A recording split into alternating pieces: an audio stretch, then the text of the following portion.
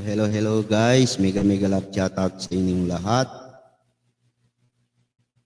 Sa ating mga kaibigan, saan man sulok ng mundo, mega love shoutout po.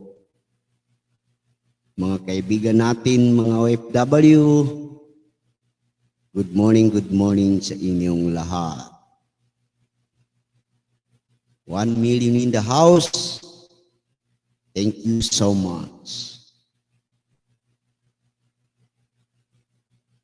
Pakitang gilas talaga ito si Tambalus-lus.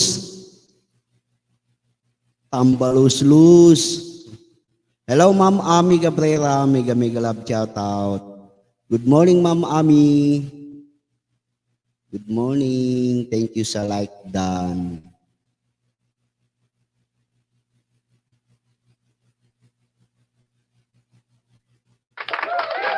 Thank you so much, Ma'am Ami.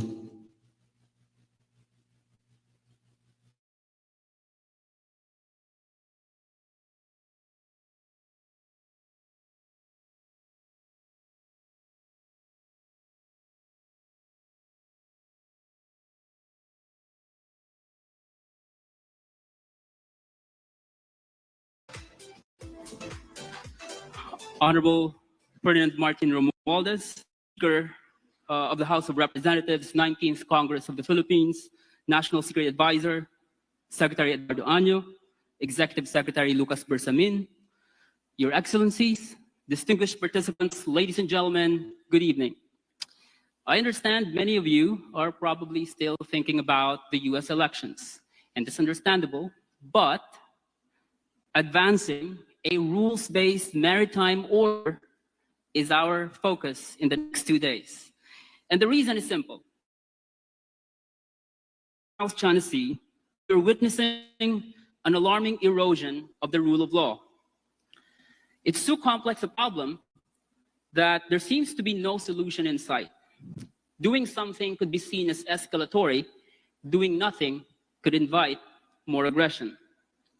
President Ferdinand Marcos of the Philippines, in his keynote address at the Manila Dialogue earlier this year, referenced two institutions that came about in 1982 in his attempt to explain the importance of resolving disputes anchored on the rule of law.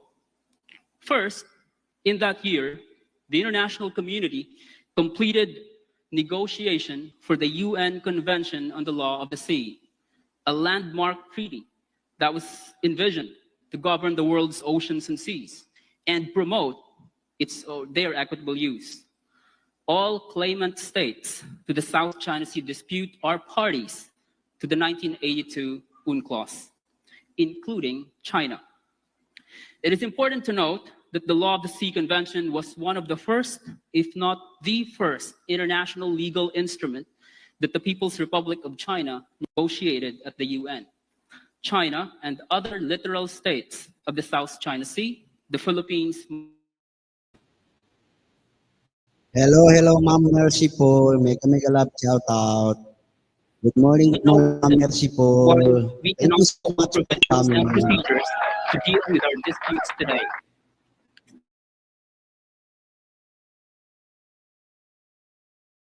Adopted the General Assembly Resolution 3710 on peaceful settlement of disputes. The unanimous resolution committed states to solving disputes peacefully through legal and diplomatic processes and not through the threat or the use of force. Both are institutions that have helped advance the international community's shared aspiration for a more stable, more peaceful, and rules-based international order. Today, these institutions are under significant stress, especially in the South China Sea. Commodore Dade Tariela and I were at the Shangri-La Dialogue earlier this year, last year, when we conceptualized this project. We thought something focused on the South China Sea and clarify exactly the sources of insecurities in our part of the world. But it can't just be another talk shop. It can't just be another gathering of expert officials, nor a listening conference in a classroom setup under Chatham House rule.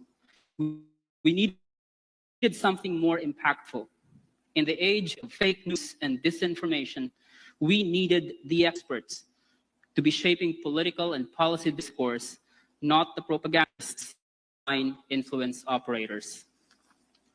We needed a unique proposition. After all, there are already so many South China Sea conferences out there. Some of you, or many of you, are veterans of those conferences. So what is our value add? We thought we needed a more focused discussion on the rule of law in the South China Sea, especially since many experts, policy analysts, and pundits focus their attention on so-called great power competition, which unfortunately make it appear that all the maritime tensions are just byproduct of that competition and not a result of a state actor's blatant violations of international law. We need a platform for regular exchanges between and among experts and officials that will clarify exactly what we mean by rules-based order and perhaps develop regional consensus around that, regardless of the competition between and among the great powers.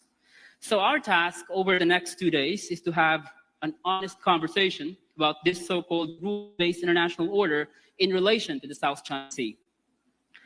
We have distributed the agenda, I believe, or if not yet, we will distribute soon for your reference, and so everyone can prepare their own contribution to the discussions that begin tomorrow morning. Our only request is for all participants, as I have told the speakers, to refrain from using academic jargons and terminologies and abstract terms and phrases. Let's keep the conversations real, specific, and actionable, because policymakers, practitioners, and the general public will be tuning in.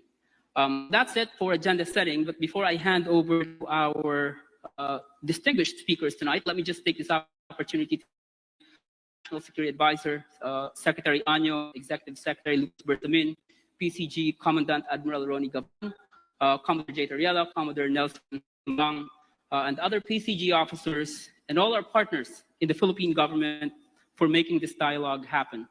Also to the Daniela Brown of CAS Philippines, my boss at Pacific Forum, Carl Baker, and Brad Gosselman.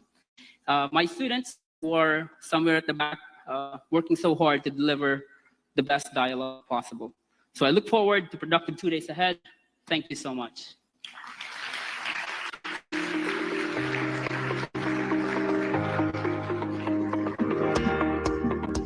Thank you very much, sir. Once again, we've heard from Dr. Depri or Danielle. At this point, for our opening remarks, may we respectfully request the National Security Advisor of the Philippines, Secretary Eduardo M. Año. Let's give him a big, big round of applause as well.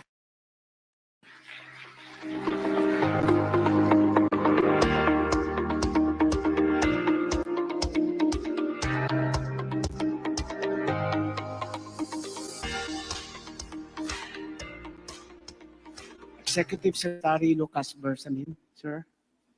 Speaker Ferdinand Martin Valdez, members of the Diplomatic Corps present, Her Excellency Mary Kay, Ambassador of the U.S. to the Philippines, His Excellency Endo Kazuya, Ambassador of Japan to the Philippines, His Excellency Harsh Kumar Jain, Ambassador of India to the Philippines, His Excellency Andreas Michael Papernoski, Ambassador of Germany to the Philippines, His Excellency Lai Tai Bin, Ambassador of Vietnam to the Philippines, Her Excellency Constance Si, Ambassador of Singapore to the Philippines, Her Excellency Hai Kyong Yu, Ambassador of Australia to the Philippines, Her Excellency Catherine McIntosh, Ambassador of to the Philippines, Undersecretary Nestor Jericho from NSC, USEC Alex Lopez from the National Maritime Council, Admiral Ronnie Gaban from the Philippine Coast Guard, Assistant Secretary Jonathan Malaya from NSC, Ms. Daniela Brown, Country Director of CAS Philippines, of course, Dr. Jeffrey Ordaño, the lead convener, the Manila Dialogue on the South China Sea.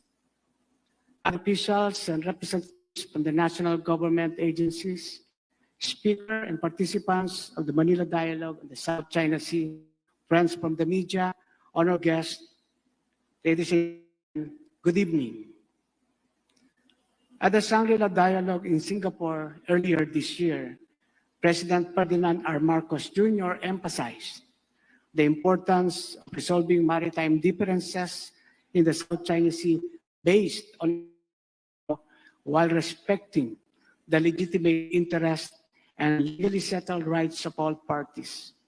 I believe many of you here tonight who listened to that speech would agree that the President's call resonated with political leaders, policymakers, and thought leaders from across Southeast Asia and beyond.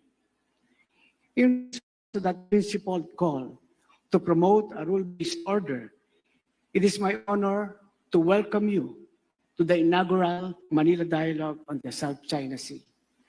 This gathering provides another open and constructive platform to tackle critical issues confronting our maritime environment and to advance our collective pursuit of a stable, just, and rule-based maritime order, not only within the Philippines and the region, but also through the world over. Indeed, addressing and managing the challenges in the South China Sea does not only concern and benefit the Philippines, but also the other coastal states surrounding this waterway, most especially our ASEAN neighbors. More importantly, it fully affects the world order that we have always been trying to build and fortify, anchored on our enduring commitment to the fundamental of sovereignty, equality of states, and amity with all nations. In such respect, the staging of this dialogue is not merely for a single state, but for all nations, who all share the progressive and principled vision for a world that is more just, peaceful, and prosperous. Our united call reverberates across the world. For the Philippines, our local interests and rights in the South China Sea represent not only an area of vast natural wealth, but a core component of national identity and sovereignty. The same is true with other claimant states and all other nations in the world whose territories are threatened and whose interests are subordinated. I say then that preserving territorial integrity is foundational for us, as it is for the rest of the other states. Therefore, our commitment to upholding these rights and ensuring that our sovereignty must remain intact and inviolable. This creates a clear and resonating message to other countries to take actions not only for their own interest, but also for the greater peace, stability, and prosperity around the globe.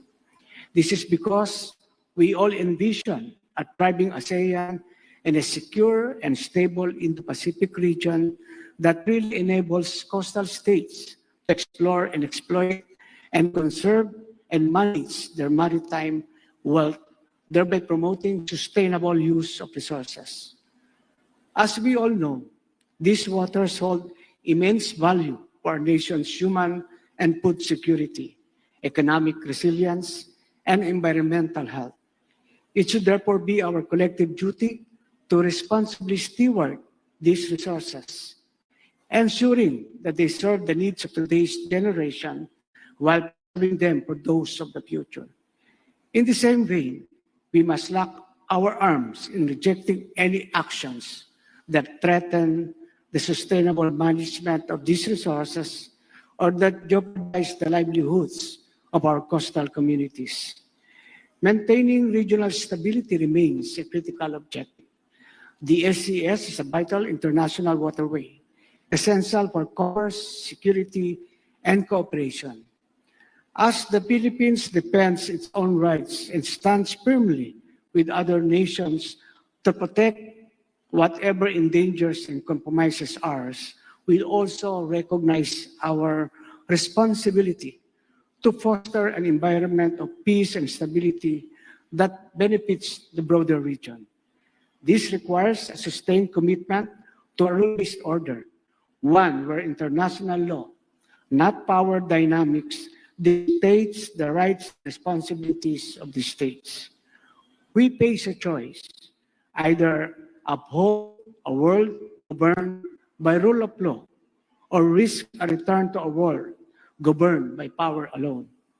But for us peace-loving nations, the South China Sea should not be an arena of conflict, but it must be a sea springs cooperation and prosperity without sacrificing our sovereignty, sovereign rights, territorial integrity, and jurisdiction.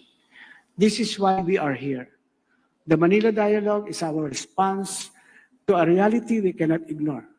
The challenges in the SCS are unlikely to diminish soon, and the security situation continues to evolve as regional powers and players shape the security environment, affecting not just the Philippines, but also other states. In this context, it is even more urgent for like-minded nations, decision and opinion makers, and experts to convene to reaffirm our commitments and to forge a common understanding that guides us forward. As respected figures in the fields of maritime security, international law, and foreign policy from a range of nations and institutions gathered today, let us optimize this dialogue to be a platform for engaging in frank discussion, generating actionable solutions, and promoting the principles enshrined in the United Nations Convention on the Law of the Sea. In the face of the evolving challenges, we must ensure that our approach remains consistent and synergized. This dialogue, therefore, is not just a forum for discussion, it is a vital arena for reinforcing our collective stance, committing to a common understanding, and reaffirming the principles enshrined in the UNCLOS for all states.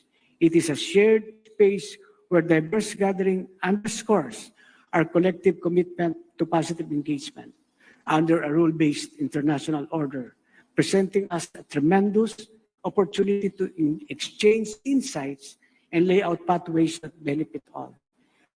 In convening the Manila Dialogue, we seek to bolster regional and global cooperation, recognizing that safety, prosperity, and environmental sustainability in the SCS hinge on a unified approach. This dialogue is an opportunity to explore sound and pragmatic solutions that reaffirm and align our shared commitment to regional and global cooperation towards preserving and safeguarding the region's resources and upholding a stable and just maritime order. With all our active participation, we hope to effectively navigate the complexities of our maritime challenges and transform the SCS into a model of collaboration that benefits not only our region, but the whole world. And with our aim for continuity of this gathering through its annual conduct, we hope to invite and entice more participants from other states to get involved and openly discuss pressing concerns and build up on our engagements and cooperations. In closing, my deepest gratitude and congratulations go to our partners. I'll mention the Philippine Coast Guard, particularly the West Philippine Sea Transparency Office, the Presidential Communication, the Philippine Information Agency, for their efforts in making this event a reality. I also profoundly thank and commend Dr. Jeffrey Orniel of the We Protect Our Seas Advocacy Group, our lead convener, for bringing together this esteemed assembly of experts and officials. We are equally grateful to our international partners and sponsors, Pacific Forum International through its Executive Director. Hello, Ma'am Florinda. Good morning, good morning. Thank you so much, Ma'am Florinda. Thank you for like, Ma'am Florinda. Thank you. Recommendations and collaborations that will emerge from our conversations. Together, work forward and look toward a future where our territorial integrity is protected, our resources are sustainably managed, and our region's stability is steadfastly upheld. Thank you very much, and a warm welcome to all of you to the Manila Dialogue on the South China Sea.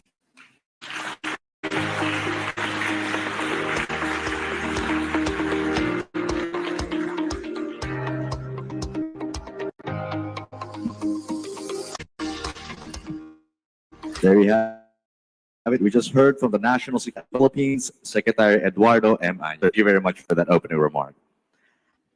At this point, for the introduction of our keynote speaker, may we respectfully request the Commandant of the Philippine Coast Guard, Admiral Ronnie Hill Latorilla-Gaban, PCG, for this introduction. Let's give him a round of applause as well.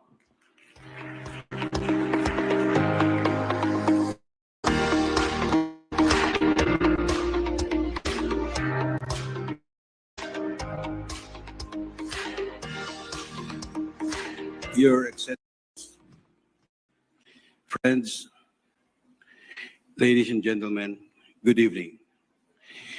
It is my great honor to introduce House Speaker, Honorable Martin G. Romualdez. With a deep commitment to public service, Speaker Romualdez began political representing the 1st District of Leyte Province in the House of Representatives. His dedication and vision garnered respect and trust of his colleagues, resulting in his election as Majority Floor Leader in the 18th Congress and now as Speaker in the 19th Congress. In his role as Speaker, he champions laws that foster inclusive growth, uphold democratic principles, and prioritize public health. Notable legislation under his leadership include the Maharlika Investment Act of 2023, the new Agrarian Emancipation Act, the Public-Private Partnership Code of the Philippines, the Transactions Act of 2023, and the Ease of Paying Taxes Act, among many others.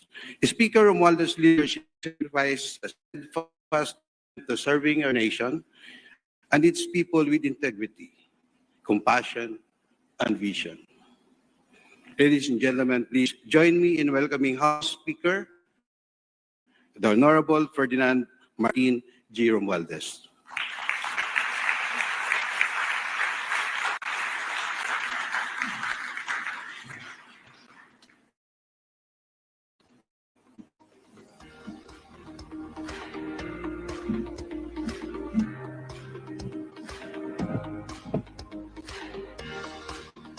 Thank you for the kind introduction. I'd like to, of course, acknowledge members from the Diplomatic Corps. A special mention to Ambassador Mary Kay Carlson, and congratulations on the election of President Donald J. Trump for the United States. To our Executive Secretary, Lucas Bersamin, National Security Advisor, Eduardo Año, our Philippine Coast Guard Commandant, Admiral Ronnie Hill Gavan, our Philippine Coast Guard spokesperson for the West Philippine Sea, Commodore J. Tala, the Manila Dialogue on South China Sea lead convener, Dr. Jeffrey Daniel, the Konrad Adenauer Stiftung Philippines Country Director, Daniela Braun, our friends from the West Philippine Sea Transparency Office, National Security Council, We Protect Our Seas Advocacy Group, our Philippine Coast Guard, our friends from the local and foreign media, esteemed guests, ladies and gentlemen. I'm grateful to address you today, not just as the Speaker of the House of Representatives, but as a fellow Filipino who, like many of you, feels a profound duty to protect our sovereignty and our people in the West Philippine Sea. Our stand on these waters is not just a matter of geography, It is a matter of national pride, economic security, and the legacy we will pass on to future generations. Since 2016, the Arbitral Award has stood as a landmark of justice and affirmation Convention on the Law of the Seas. This ruling affirms that our rights are recognized, legitimate, and must be respected by all. It invalidated claims that attempt to exceed the legal bounds set by UNCLOS, and it firmly established our sovereign rights and jurisdiction in our exclusive economic zone. Yet the journey from it to reality is long, not just vigilance, but sustained action. The issues in the West Philippine Sea are complex, involving competing claims and pressures. Our approach must remain anchored on international law, but also dynamic, recognizing the power of alliances, diplomacy, and transparent communication. While we seek peace and dialogue, we must also be prepared to defend our interests, our people, and our environment. The Philippines has chosen a principled path of peaceful assertion, aiming to resolve disputes without conflict. We see this approach not as a sign of weakness, but rather as a testament to commitment to international law, particularly the 1982 Manila Declaration on the peaceful settlement of international disputes. We continue to pursue all avenues for constructive dialogue, and we value gatherings like this Manila Dialogue, where government leaders, policymakers, academics, and security experts converge to generate innovative and sustainable solutions. As Speaker of the House, I assure you that our legislative branch stands firmly behind our efforts to fortify our nation's national security. We are bolstering our Coast Guard, investing in maritime research, and working closely with our regional allies to ensure a free, open, and stable South China Sea. However, these measures alone will not suffice. Protecting our rights requires not only a military presence, but a united nation backed by allies who value the rule of law. In recent months, the provocations in the West Philippine Sea have escalated. Just this year, our Coast Guard vessels and civilian fishermen have faced ramming incidents, water cannon attacks, and interference by foreign vessels. These events are unacceptable, and each incident is a reminder of our responsibility to defend our people, particularly those.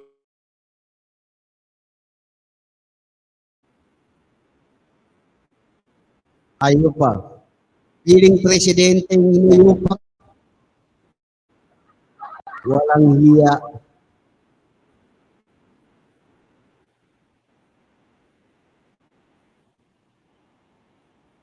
Hinayupak.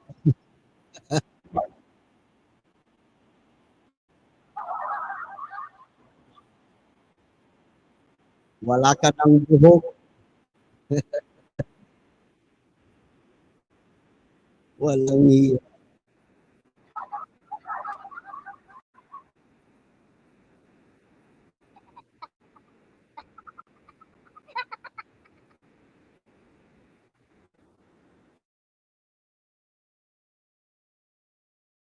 In response, our government has committed to an expanded transparency policy through the West Philippine Sea Transparency Office and the unified messaging by the National Maritime Council.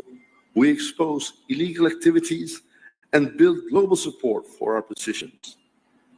Transparency empowers not only our citizens, but also the international community to see and understand the reality of these challenges. countering misinformation, and fostering global security. This task is far from ours alone. We welcome the support of countries that have voiced strong backing for our legal position, including Australia, Canada, France, Germany, Japan, and the United States. The recent Indo-Pacific Dialogue, the Camp David Joint Statement, and statements from G7 summits affirm a collective stand on maintaining a rules-based order in the region. When international partners acknowledge the validity of the arbitral award, they do more than support the Philippines. They uphold the principle that benefits all nations that rely on fair, peaceful, and rule-based maritime boundaries. Our efforts to escalate tensions with China have included a series of understandings as conducting our routine and resupply missions at Ayungin Shoal without confrontation. Following the 9th bilateral consultation mechanism, our two countries reached a provisional understanding that allowed the resupply of the BRP Sierra Madre. However, these missions remain delicate, and we continue to engage diplomacy with the hope that all parties will respect agreed upon principles to prevent conflict. Our commitment to ASEAN is another cornerstone of our approach.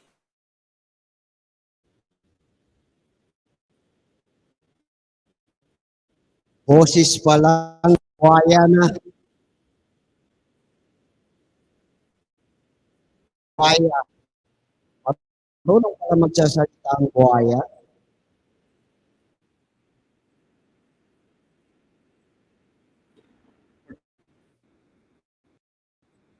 Busog na busog ang buhaya, oh. Ang laki ng katawan, ang laki ng ulo.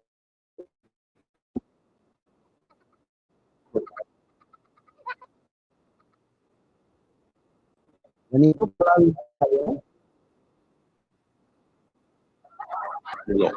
Maliit ang ulo. Oh, busog na busog.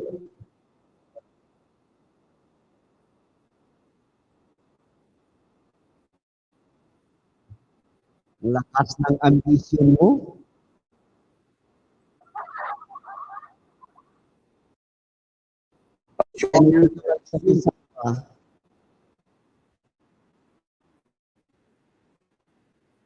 Ganito ka lang kay Madam BP sa mga tao. Mas mabango si Madam BP sa iyo.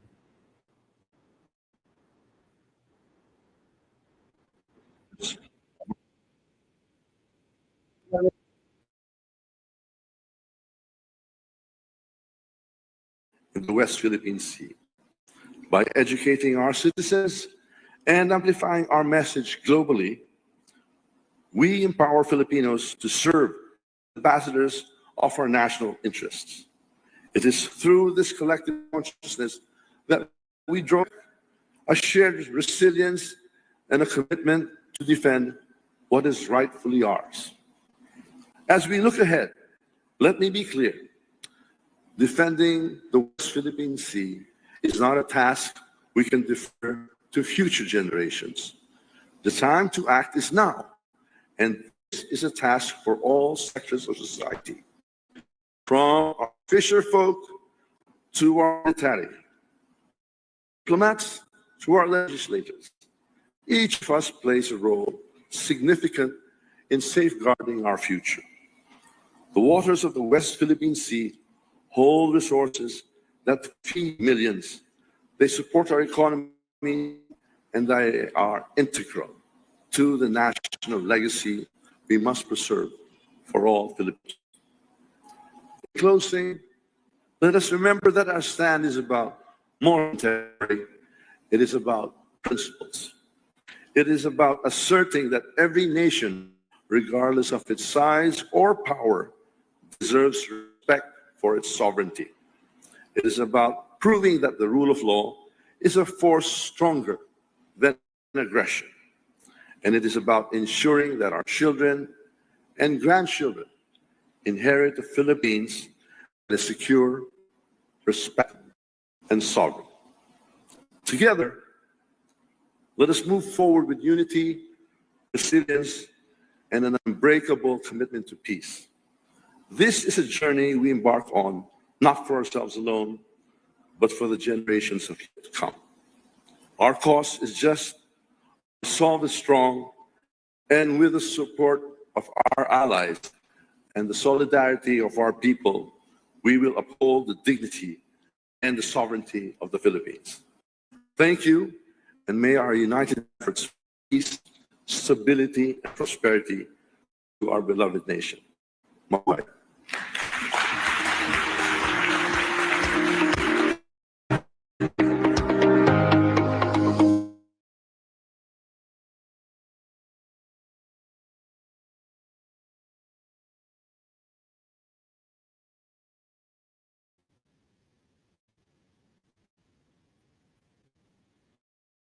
Ayun po, yung mga chip-chip.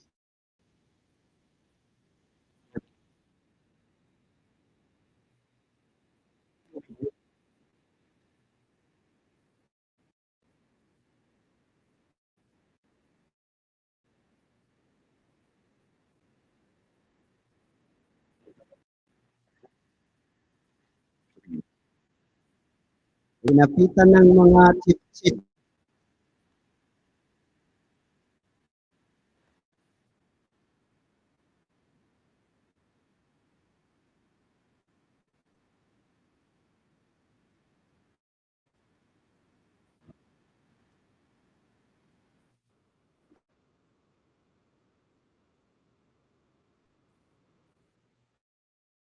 At din ito.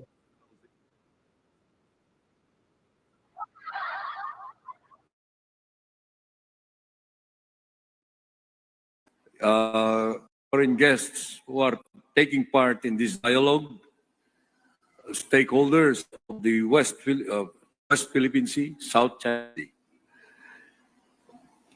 Ladies and gentlemen, a pleasant day to all. It is an honor to welcome you on behalf of President Ferdinand Marcos Jr.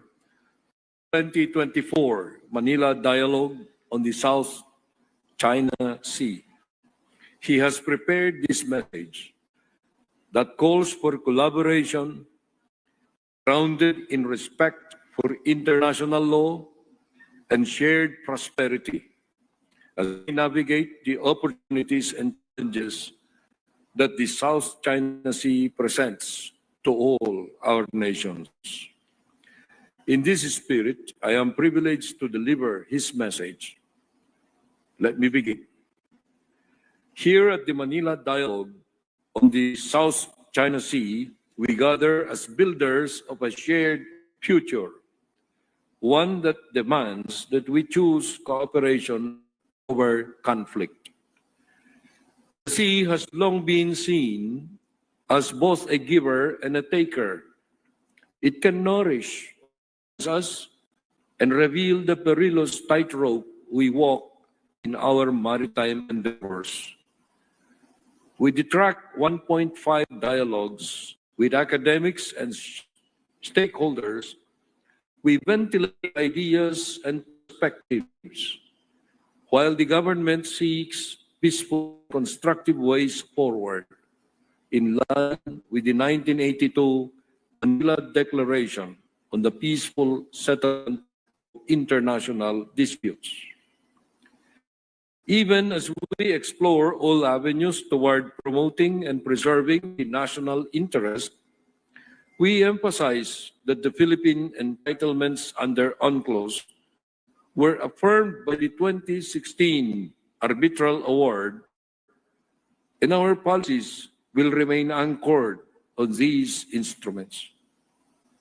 This year, we witnessed several encounters in the Philippine Sea that resulted in injuries to Philippine personnel, as well as loss and damage to Philippine equipment worth millions. In this light, we have maintained our strategic presence in the West Philippine Sea. Along with this, we will continue to to publicly stand on the foundation of international law, UNCLOS, and the 2016 Award.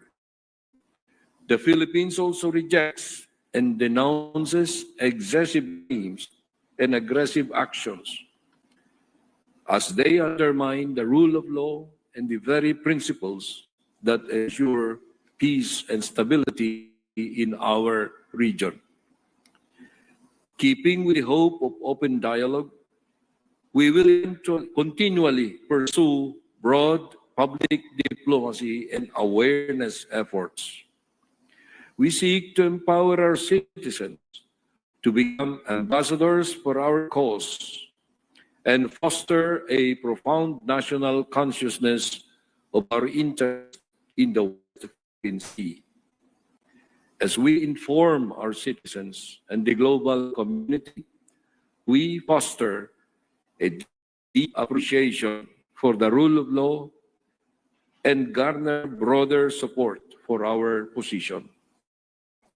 To this end, the Philippine government, through the National Maritime Council, has adopted unified messaging on matters relating to the West Philippine Sea, as well as coordinating communications on developments, issues, and concerns in the said area. The Philippines is sincere, frank, and candid in these exchanges, while also firm and unequivocal about the national position and need to uphold international law. At the recently concluded ASEAN Summit in Vientiane, Laos, we have urged ASEAN to use the region as a bulwark against external threats and conflicts, and ensure that its member states can lead its existence free from interference, subversion, and coercion. To address this, we have offered help and cooperation in the South China Sea, such as joint exercises and continued discussions on how to keep peace in. As regards the Code of Conduct on the South China Sea, we recognize that there should be more urgency in the pace of negotiations and that it is time to tackle the Code's milestone issues directly so we can make substantive progress moving forward. To this end, the Philippines will continue to work with ASEAN member states and China towards the early conclusion of a substantive Code of Conduct in the South China Sea. I hope that the discussions on this occasion will yield peace and cooperation as we strengthen our conversations and strive to solve these matters. In this critical moment, we can craft a legacy rooted in collaboration and respect, one that future generations will look back on as a defining turning point in lasting harmony and prosperity. Maraming salamat at mabuhay tayong lahat. Mabuhay ang bagong Pilipinas.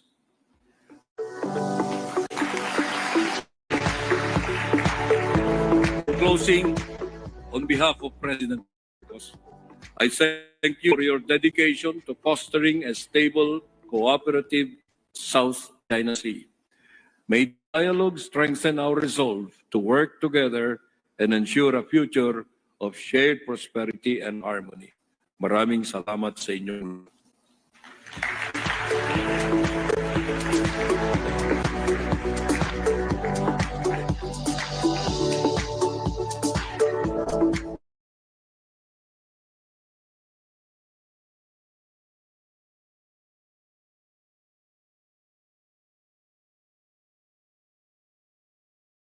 Executive Secretary of the Office of the President of the Philippines, Executive Secretary Lucas P. Bersamin. Thank you very much for that. At this point, what more can we say for everyone to give ourselves a big round of applause for being here tonight? Once again, welcome to the Manila Dialogue on the South China Sea. And what more can I say? Ladies and gentlemen, dinner is served. Let's give ourselves a big round of applause. Our VIP tables will be served. Our other guests will be invited to our buffet. And of course, our media will also be invited to the buffet.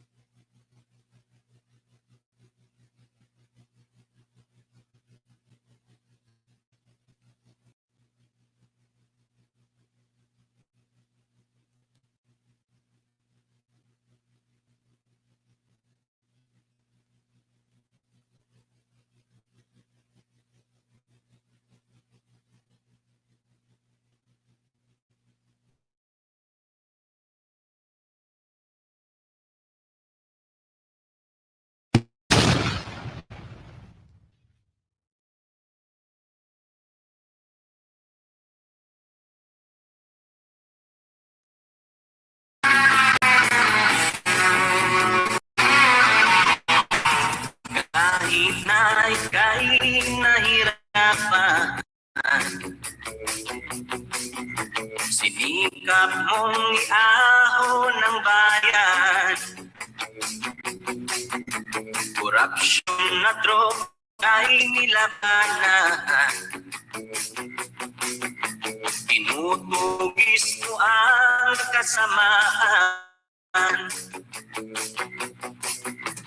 Matapang at di sa akin, may prinsipyo, may damdamin. Di kung ikaw ay tawagin, Pangulo ng bansa natin. Igong, igong,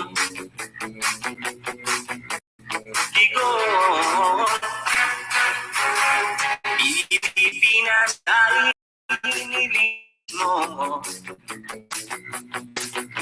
Problema ng bansa'y inayos mo. Naglingkod sa bayan, bago ngayon'y natatamtan. Matapang at di sakin, may prinsipyo, may damdamin. Di kung ikaw ay tawagin, ulo ng bansa.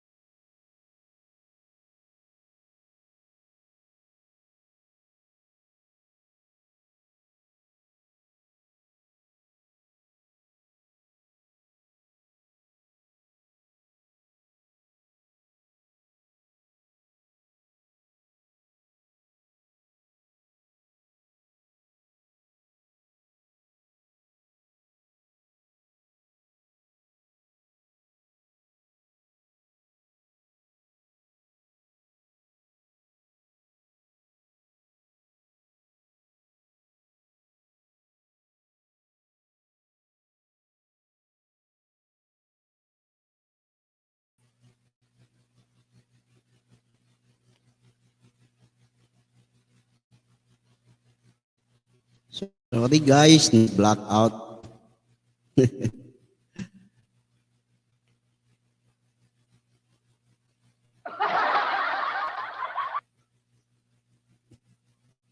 Naga-blackout.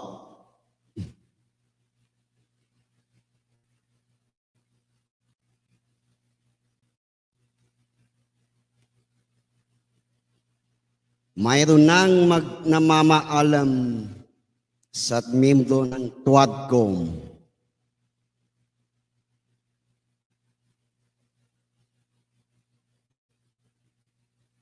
Kawawa naman. Lubos-lubusan nyo na.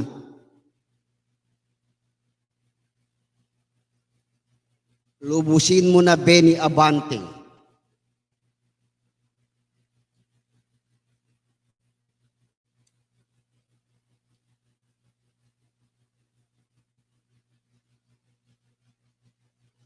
Lubusin mo na.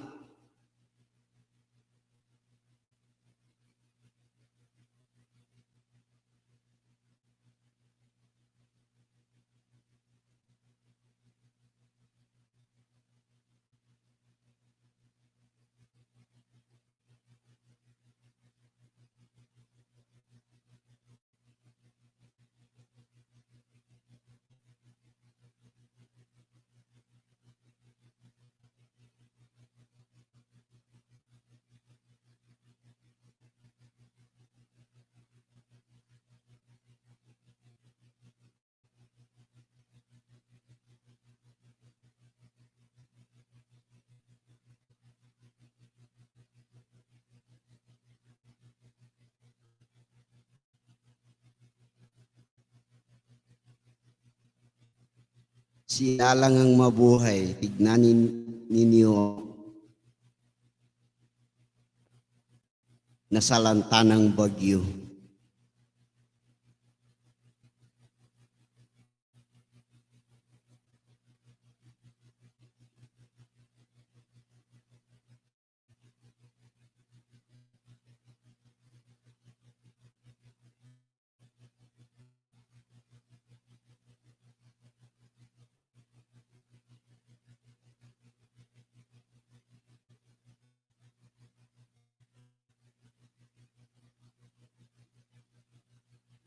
Andito naman ang isa tong bobo na to.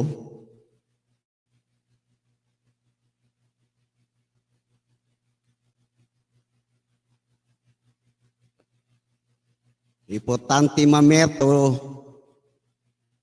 ang nahihiyan lang sa kay PRRD yung mga katulad niyong mga adik.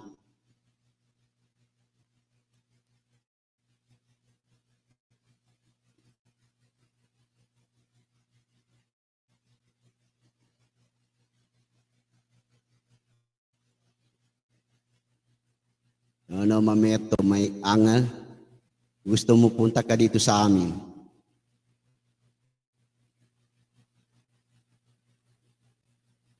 Kung may angal.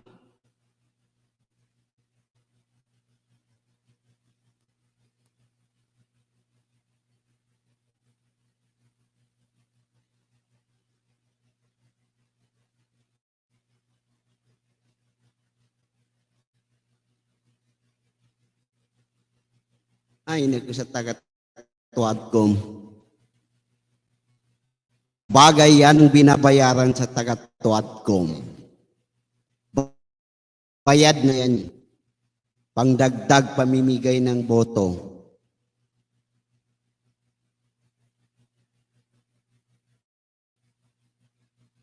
Tinatago nila ang budget.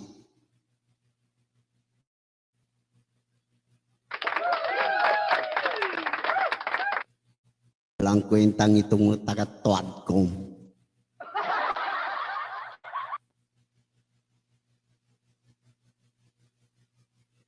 Walang mameto galit kay PRRD.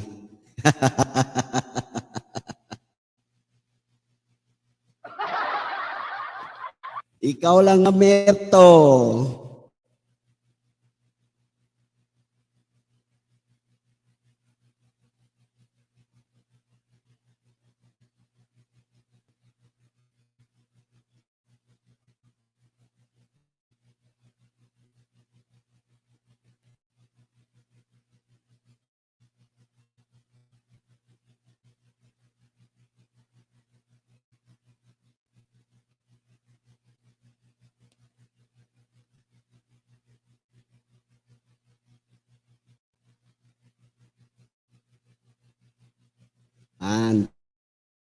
Yan pala si Dan.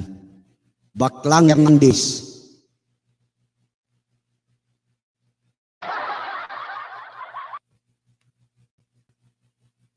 Isa pa to si Dan Fernandez. Magpaal na.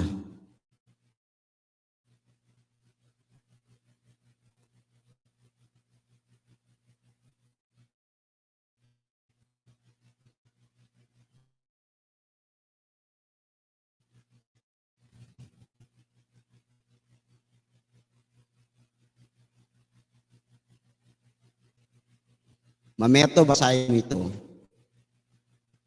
Basahin mo. Yan ang comment sa idol. Buhaya.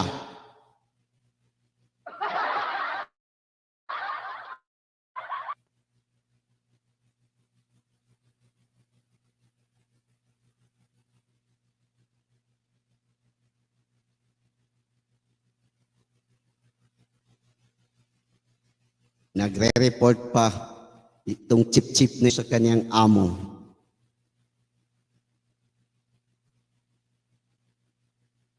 Ito, taga-Quadcom na ito, wala ito nagawang mabuti. Puro paninira lang siya nga Duterte.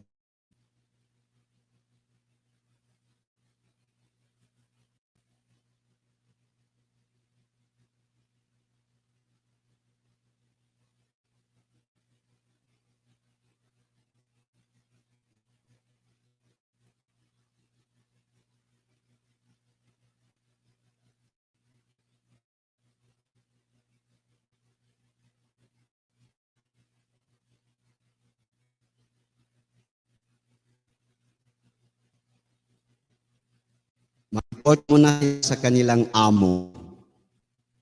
Amo nilang buhay.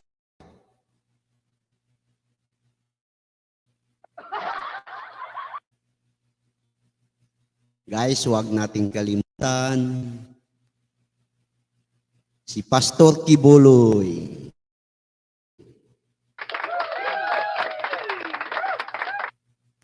Rodante Marcoleta. Si Batosa.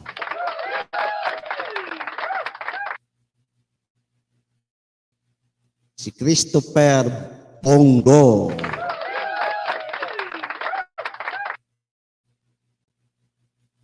Si Philip Salvador.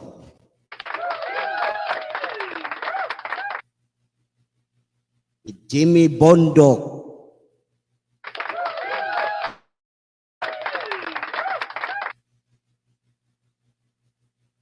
Si Rodriguez. Nakalimutan ng iba.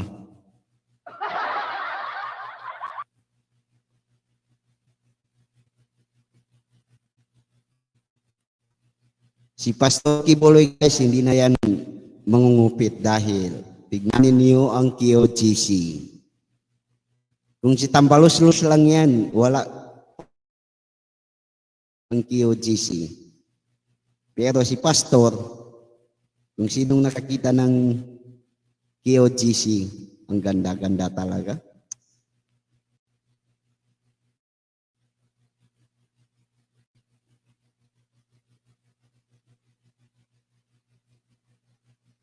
Kaya guys, ibuto natin si Pastor Kibuloy. Pati ang PDP laban.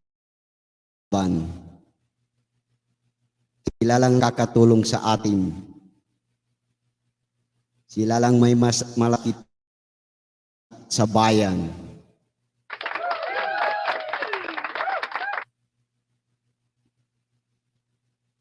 Diyan na kayo buto sa PDP laban, guys.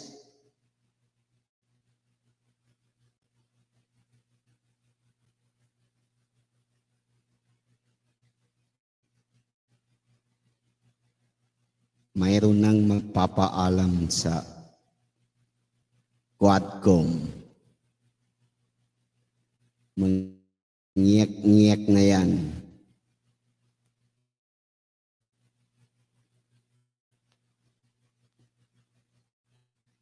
Binulgar ni Yorme Isko Moreno ang kanilang mga tinatago.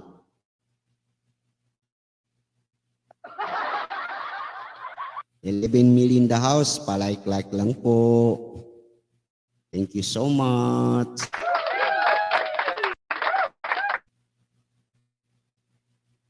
Hintayin muna natin Quadcom kung sino naman ang banata nila. Kasi yung taga Quadcom walang ginagawang mabuti. Puro paninira lang. Kung sino na naman ang ipahiya nila. Pero tinawanan lang kayo ng mga Duterte. Lalo na ito si Abante, Atras Abante.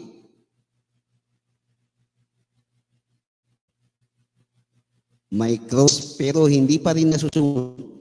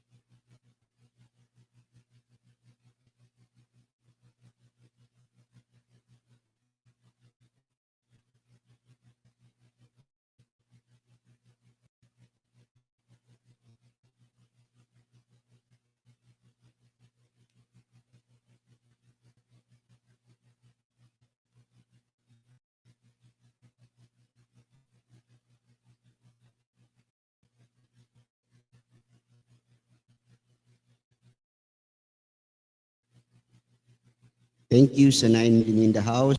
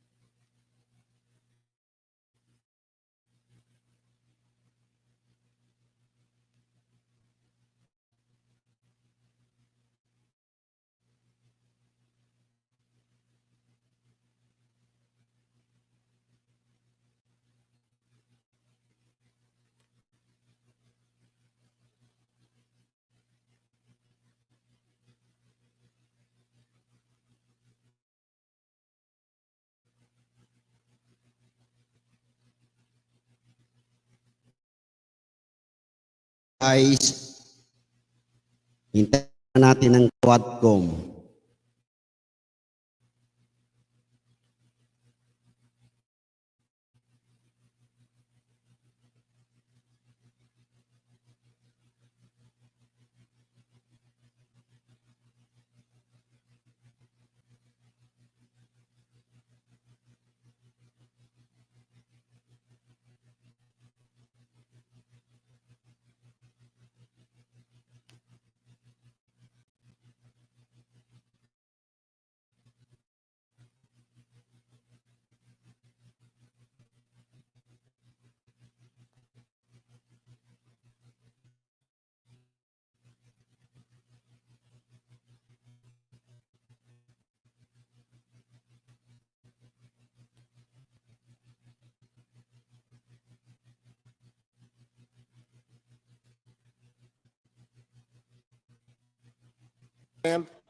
Joint public hearing of the Quadcom.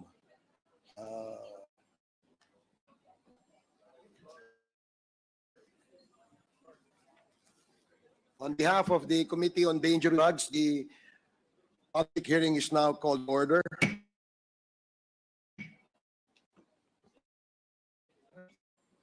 On behalf of the Committee on Recorded this Quadcom hearing is now called to order. For the Committee on Human Rights, the Quadcom is now called to order. Committee on Public Account, the meeting is now called order. Chair, can you please lead the prayer for today's committee hearing? And may we request everyone to please rise. Let us place ourselves in reverence. King and gracious God, you are indeed the giver of all things, and we come together this day to seek your Ay, andiyan si Gillian.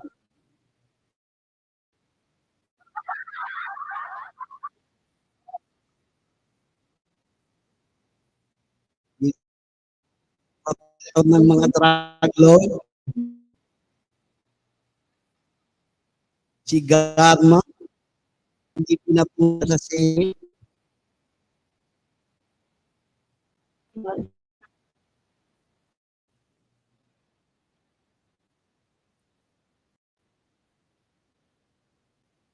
Yun ang MPA.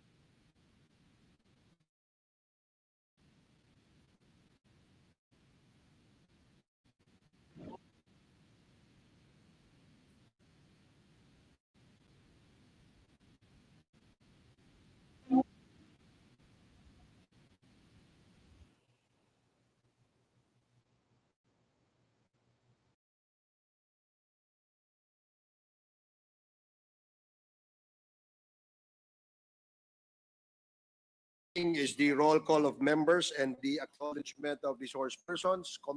Mr. I move that we dispense with the calling of the roll, Mr. Chair.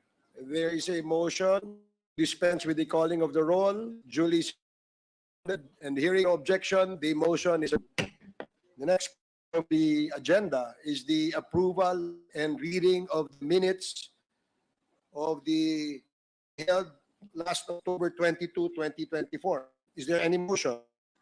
Mr. Chair, Congressman Akop, may I move that we dispense with the reading of the minutes of the meeting held on October 22, 2024 and consider it as approved. So move, Mr. Chair. there is a motion to dispense with the reading of the minutes of the meeting held last October 2024, 2024, and considered it approved, duly seconded. Are there any objections? Hearing none, the motion is approved. Mr. Chair, Congressman Akop, there's an amendment to the motion. It would include the previous meetings of 11 and 22. Mr. Chair, so moved. the motion stated, amending the previous motion that was approved, duly seconded. Hearing no objection, the amended motion is approved. Now, the next part of the agenda is the opening remarks by the chairs of the committee. And now the representation, ladies and gentlemen, to deliver his opening remarks. Magandang umaga po. Good morning, esteemed co-chairs, honorable colleagues, distinguished guests, ladies and gentlemen, our senior deputy speaker, proponent of this investigation, to our 10th Quadcom hearing. Today, we shall consider inquiry on the issue on illegal. If you recall, we started in the Committee on Dangerous Drugs in October of last year, 2023. We investigated the illegal drugs seized in the Mexico, Pampanga, which turned out to be owned by Empire 999, a corporation owned by Chinese nationals who pretended to be Filipino. Records show that the main players have back to China using their real passports and identities.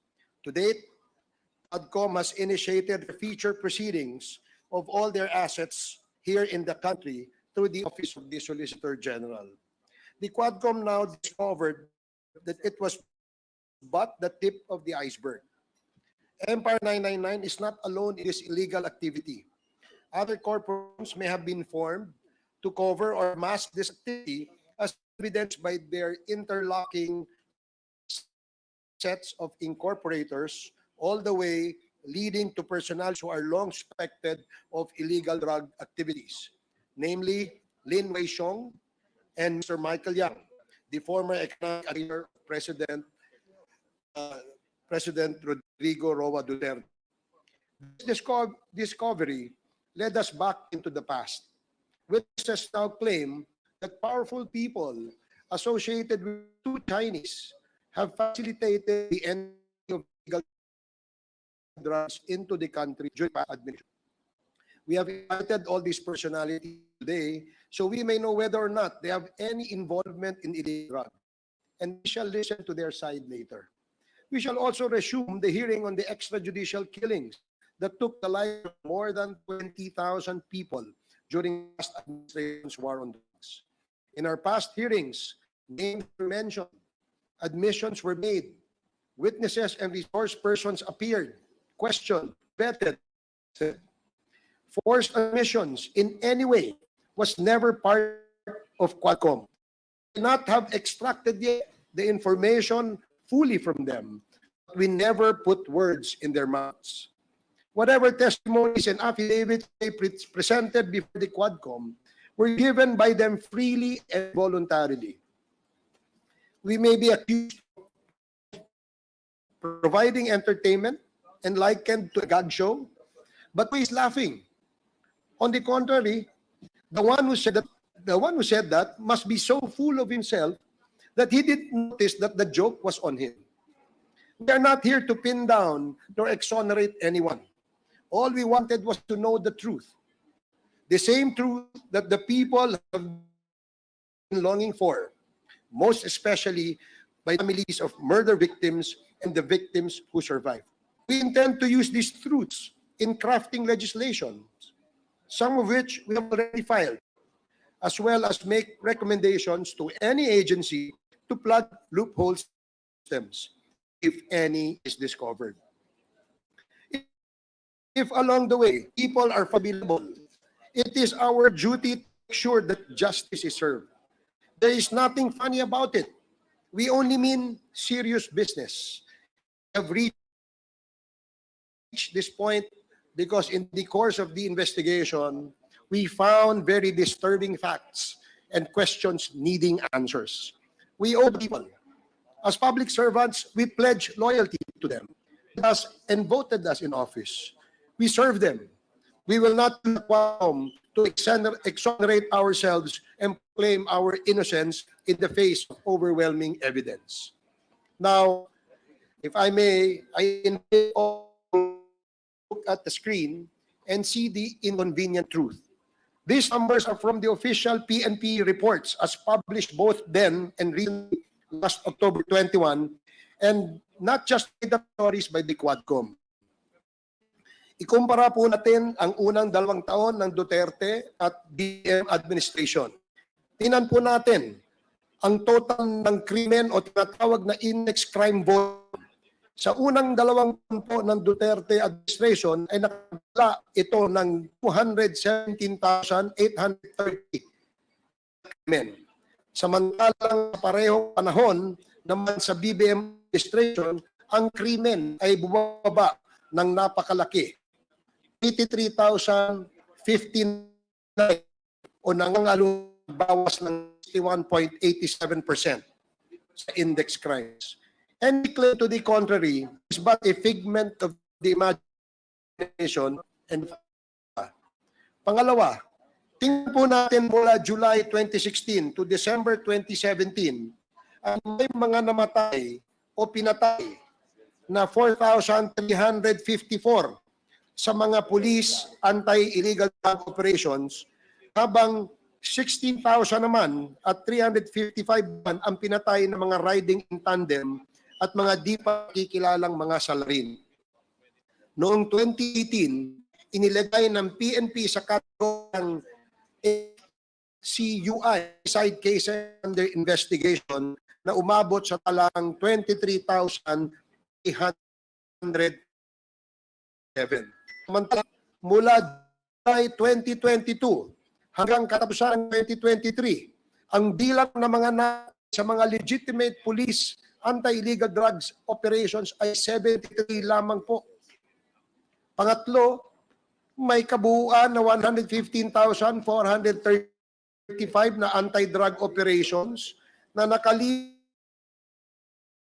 294.44 kilos ng shabu na nagkakahalaga ng 18.43 billion pesos sa unang 2 taon at Pangulong Roa Duterte, habang sa mas kakaunting anti-illegal drug operations lamang sa parehong panahon sa BBM administration ay 84,676, subalit nakalikom na mas maraming shabu na umaabot sa 6,481.16 kilos. The anti-drug campaigns under former President Rodrigo, the current President Ferdinand Marcos from July 22 to early 2024 represent contrasting approaches in tackling illegal drugs and the crimes. While both administrations aim to reduce drug-related crimes, their methods resulting outcomes reflect significant strategic and operational differences. Here is a detailed comparison of the first 2 years of the administration's campaign. As been shown earlier, ang numero po ay hindi po nagsisinungaling. Ito po ay galing sa National Police. Duterte's anti-drug campaign is by an aggressive, highly visible approach involving frequent operations and a high fatality count. His administration focused on eradicating drug activity at all levels, widespread arrests and significant drops in crime, but also concerns over human rights and due process.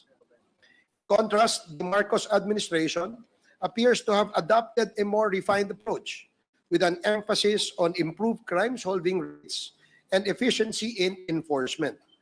The significantly lower number of fatalities coupled with large drug seizures and high-value arrests suggests a strategic pivot towards disrupting drug networks focused, intelligence-driven operations. This approach may reflect a more sustainable model aiming to dismantle supply chains rather than focusing on sheer arrest numbers or area saturation tactics. In conclusion, both administrations achieved reductions in crime and related offenses, but the Duterte administration's approach was more intensive and controversial, with high casualties and widespread operations. The Marcos administration has made efforts to continue to claim fewer fatalities, a higher concentration on strategic tests, and increased operating shift towards a more systematic and less violent anti-illegal drugs approach.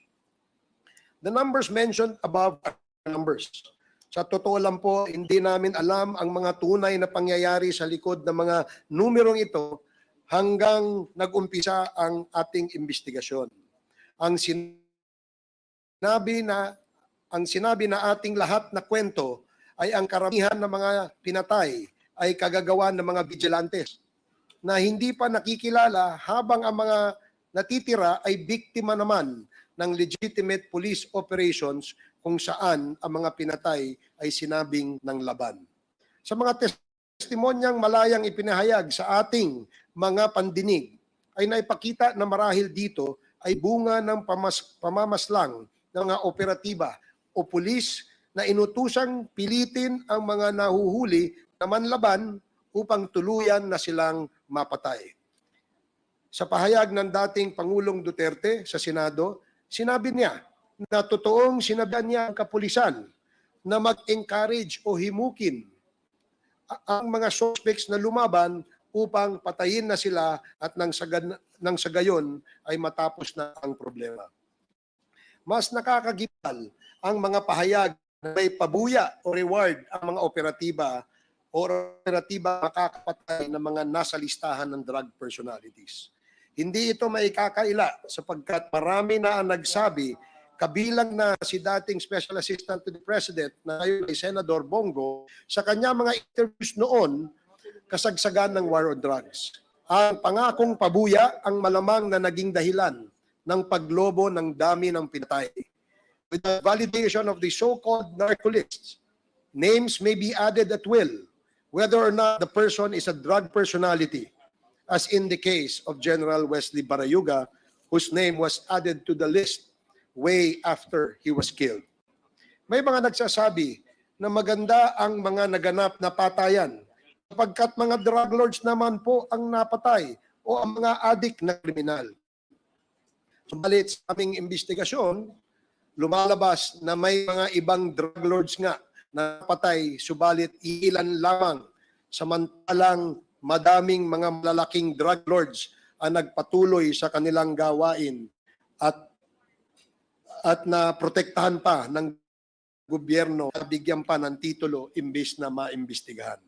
Libo-libo ang mga pinatay ng mga tricycle drivers, homeless na nasa kariton, construction workers, at mga ordinaryong tao na halos wala nang at walang laban, mga taong napagtripan na lamang. Ito ba ang mga drug lords? Pangkain nga, wala sila. Pangdroga pa kaya? Mga batang inosente ni Kian de los Santos, basta na konsunadahan ka, delikado ka na. Lahat ng patay may reward na tumbas. Sino ba ang ayaw maging ang ating mga lansangan sa mga masasamang elemento? Subalit kung ang mga pinalit sa mga masasamang elementong ito ay mga na naghahanap buhay, mas nakakatakot maglakad sa missing persons or unsolved homicide cases. Ipagpalagay na natin na mga adik ang ibang pinatay.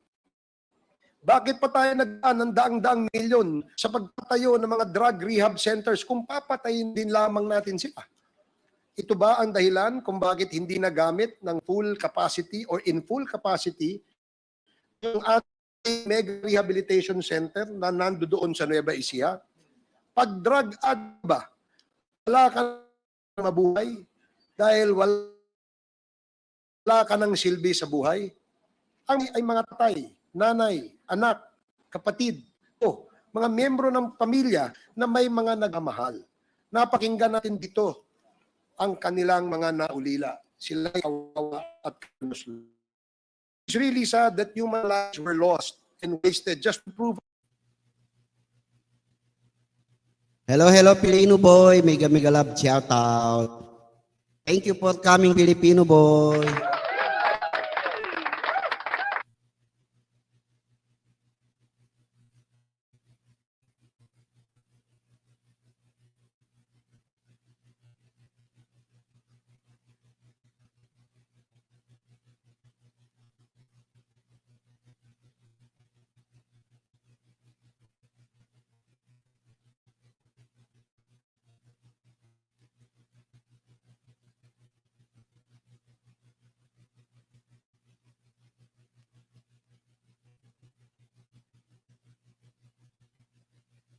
Thank you so much, Filipino boy. Thank you, thank you.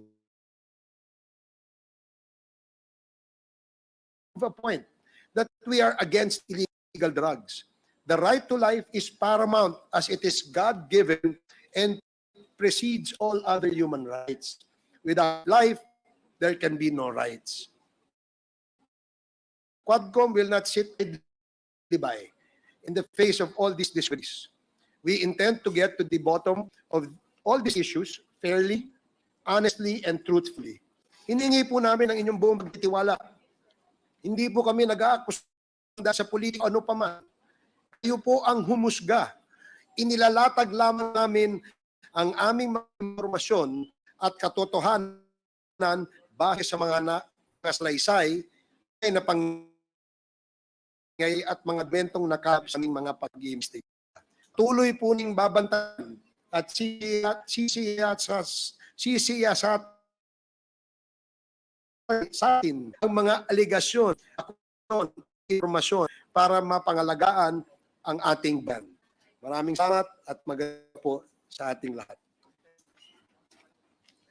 And next to deliver his opening remarks is the Chair of the Committee on Human Rights, Congressman Benny. You are recognized. Thank you, Chair. Sa atin pong Senior Deputy Speaker, ating Deputy Speaker, sa aking mga co-chairs, ladies and gentlemen, colleagues at mga kababayan, magandang umaga po sa inyo lahat. We gather here the 10th time, not merely to sit in a typical hearing, to file one of our committee reports, but for something far greater. We have come again because we cannot and must not lose sight of the purpose that drives us. The pursuit of justice for the victims of illegal drugs, for the victims of POGOs, and fun was used under oath in the halls of the Senate. Last week, former President Duterte himself spoke before the Senate and the nation, and in his own words, took responsibility for the blood spilled in his war on drugs. He did not deny. He did not let. He admitted that he gave orders that directed our own police forces to encourage suspected criminals to fight back so they could be killed. Under oath, he told us this, shame and without remorse. This was not say. This was not a speculation. This was a declaration from the man himself. He under oath, admitted the existence of the double death squad, an entity with a lethal mandate that was replicated around the whole country when PRRD was elected president in 2016. But the president did not stop there. He pointed his finger at a sitting senator, a member of our very government, and named him a part of the DDS defending senator? No, but a member of the notorious double death squad. Ano ang sinabi ni PRRD? And I quote, yung isang senador, yung nakaupo dyan, Rosa, death squad rin yan. End of quote. And now comes this familiar refrain.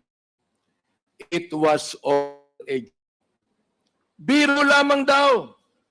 But I ask you, my friends and my colleagues, I ask you, who makes jokes under oath? Who laughs while mothers bury their sons in this horror? Ang tapang ng mga salita mo, Abante. Parang hindi ka nagsisinungaling. Kasinungalingan ang sinasabi mo, ha? Kot ka dyan.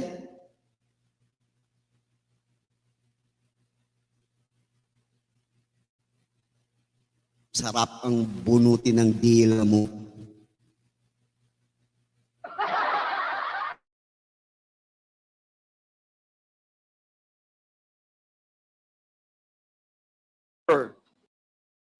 This is no laughing matter.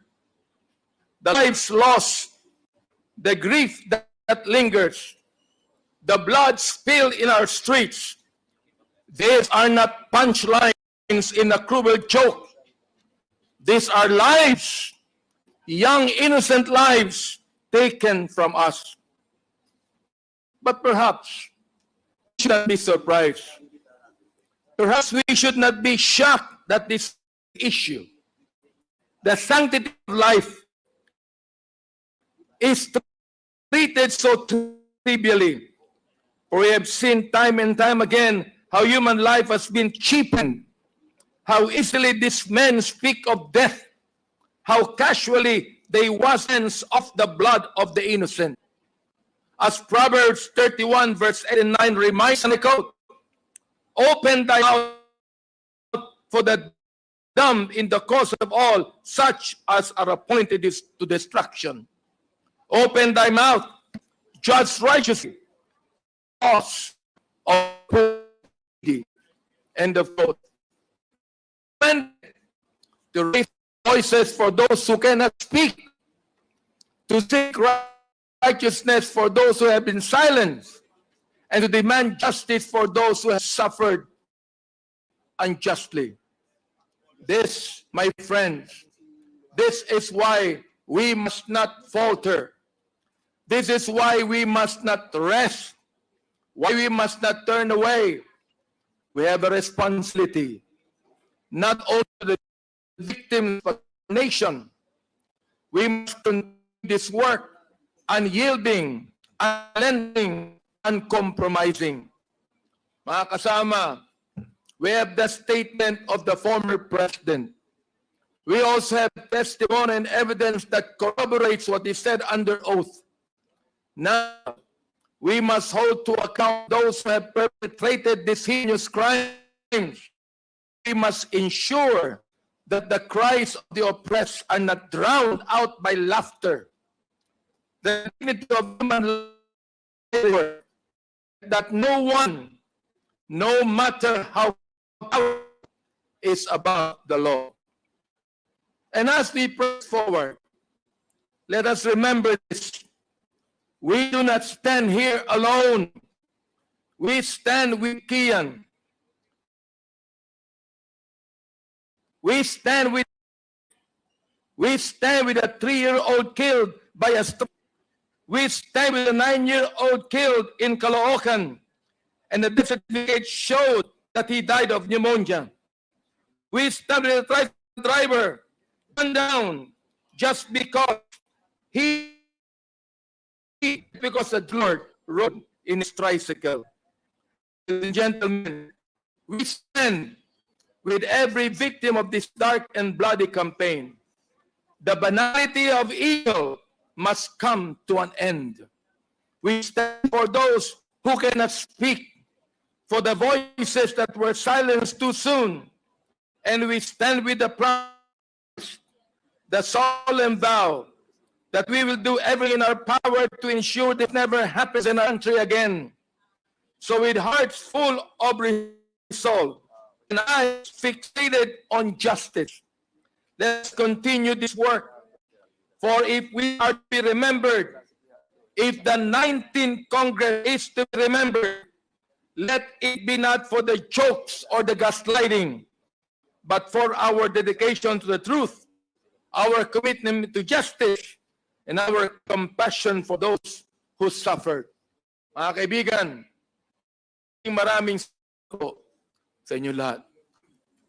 Thank you, Congressman Abante. The next to deliver his opening remarks is Congressman, the Chair of the Committee on Public Order and Safety, Congressman Dan Fernandez. Mr. Chairman, I have no opening remarks for today's hearing. Thank you so much, Mr. Chairman. Thank you.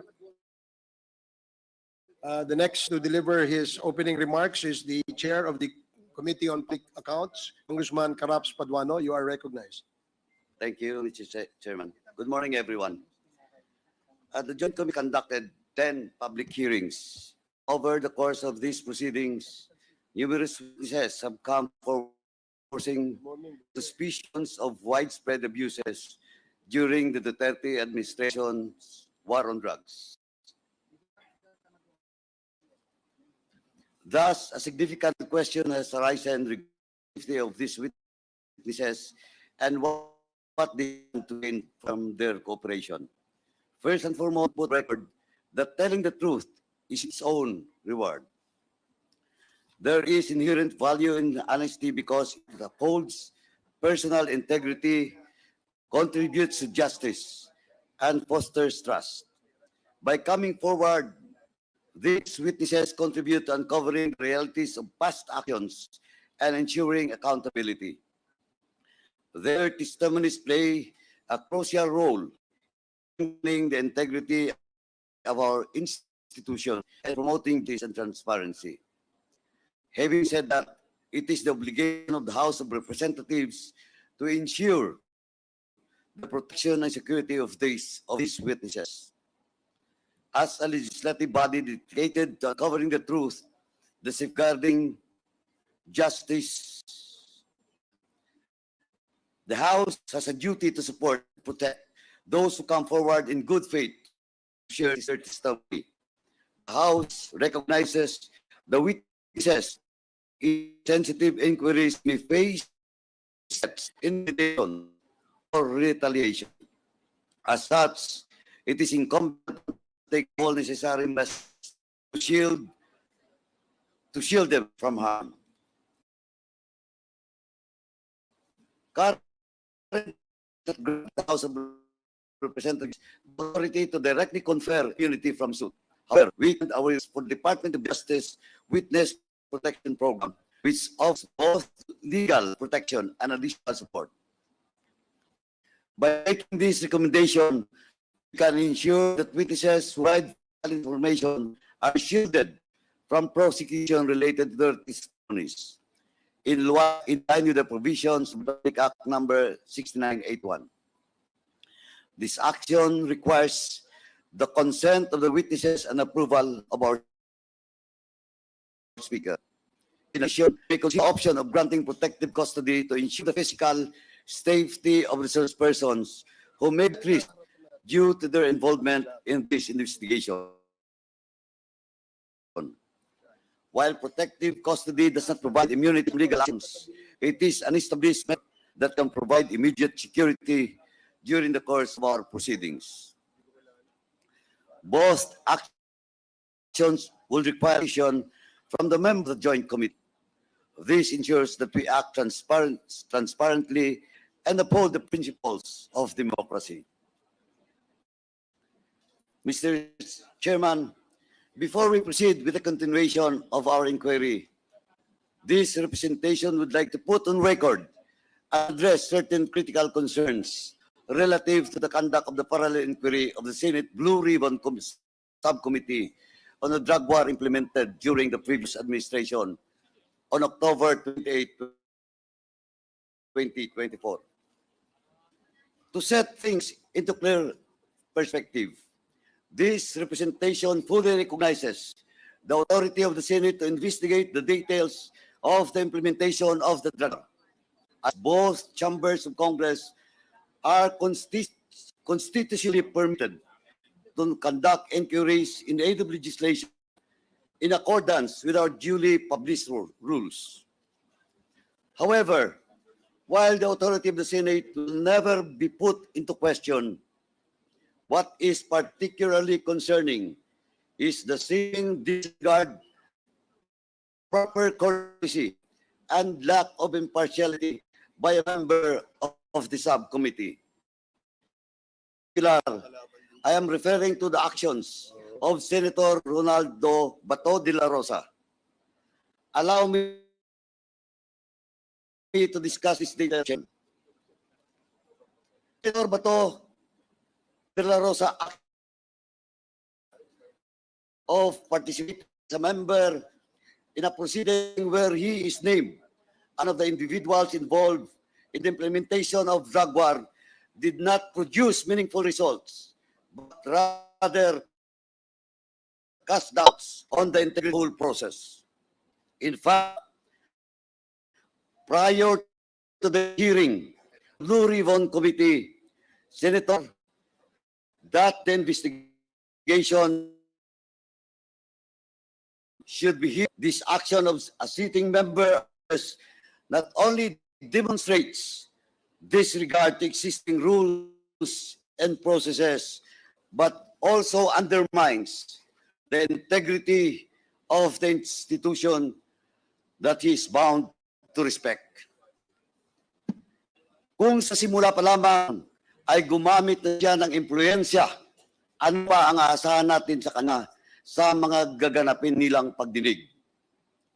He was the PNP chief when the previous implementation introduced the war on drugs.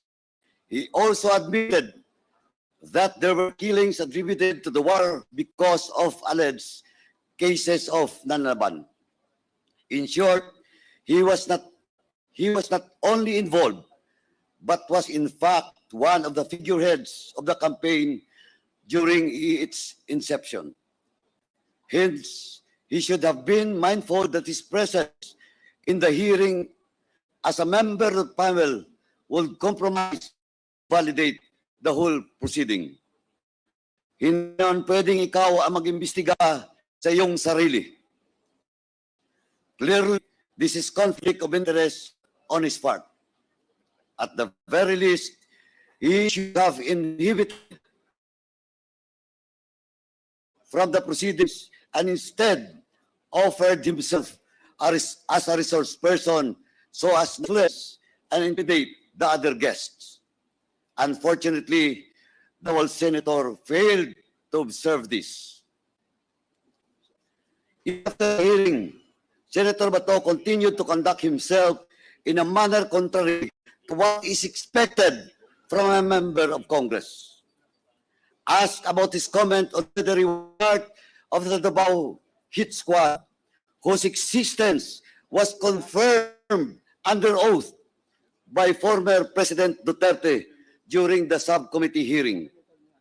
Senator De La Rosa downplayed the same, claiming that the former president was just joking and there was no death squad to speak of. Now begs the question, why will the committee member defend and even interpret a clear statement made by a resource person in a congressional hearing?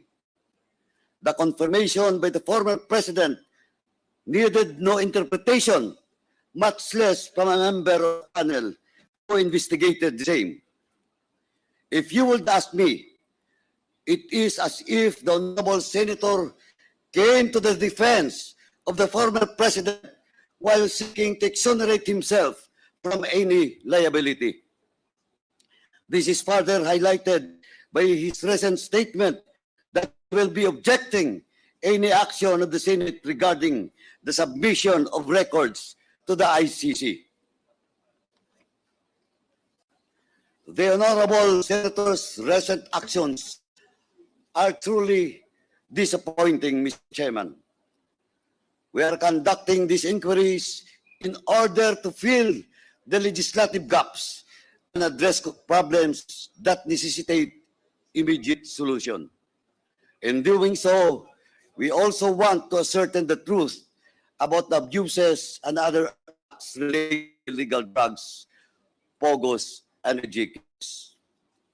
Mahirap man ang hamon sa atin na palabasin ang katotohanan. Sa palagay ko ay napagtatagumpayan natin ito. This representation wishes to remind our honorable senator to observe courtesy and fairness in conducting his official responsibility as a member of the Senate instead of resorting to other means so as to discredit the efforts of this body. Thank you, Mr. Chairman. Madamong salamat. Thank you, Congressman Paduano. Before we proceed with the admin matters, we request that the guests, honorable members present, as well as our resource persons, village, and the COMSEC is directed to acknowledge the present members as well as our resource persons for today. But before that, let me inform everybody that for today's committee hearing, gawa po ang ating topic sa umaga ay yung usapin tungkol po sa illegal drugs. And then later in the afternoon, we will shift to the issue of the extrajudicial killings, the result of the implementation of the war on drugs. So please acknowledge our guests and our members. Thank you, Mr. Honorable members, honorable chairs. For today's hearing, we have with us Honorable Robert Ace Barbers, Honorable Dan S. Fernandez, Honorable Joseph Stephen Caraps Padano, Honorable Bienvenido Abante Jr., Honorable Romeo Acop, Honorable Raul Daniel Manuel, Honorable Jonathan Keith Flores, Honorable Gabriel Bordado, Johnny Pimentel, Senior Deputy Speaker Aurelio Don Gonzalez, Honorable Lynn Bosas, Honorable Francisco Paulo Ortega, Honorable Edward Vera Perez Maceda, Honorable Zia Tonto Adjong, Honorable Vil G. Deputy Speaker J.J. Suarez, and Honorable Jaco Gato Jr.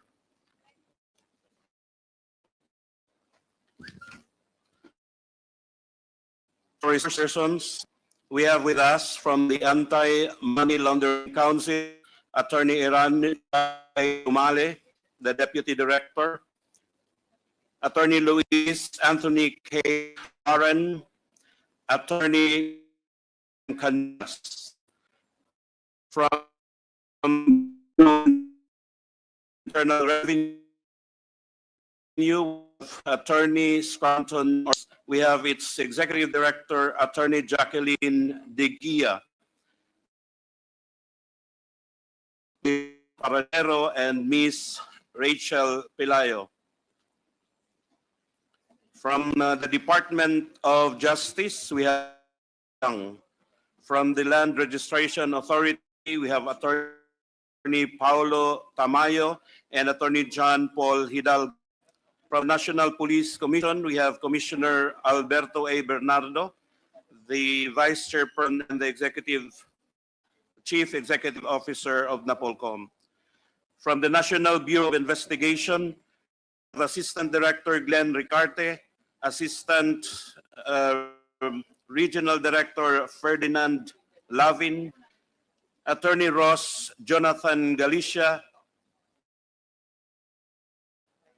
Special Agent Florendo Gamunac, Attorney Florendo Gamunac, Ms. Agrafina de la Attorney Chris Godinez, and Attorney Yentel Malikad.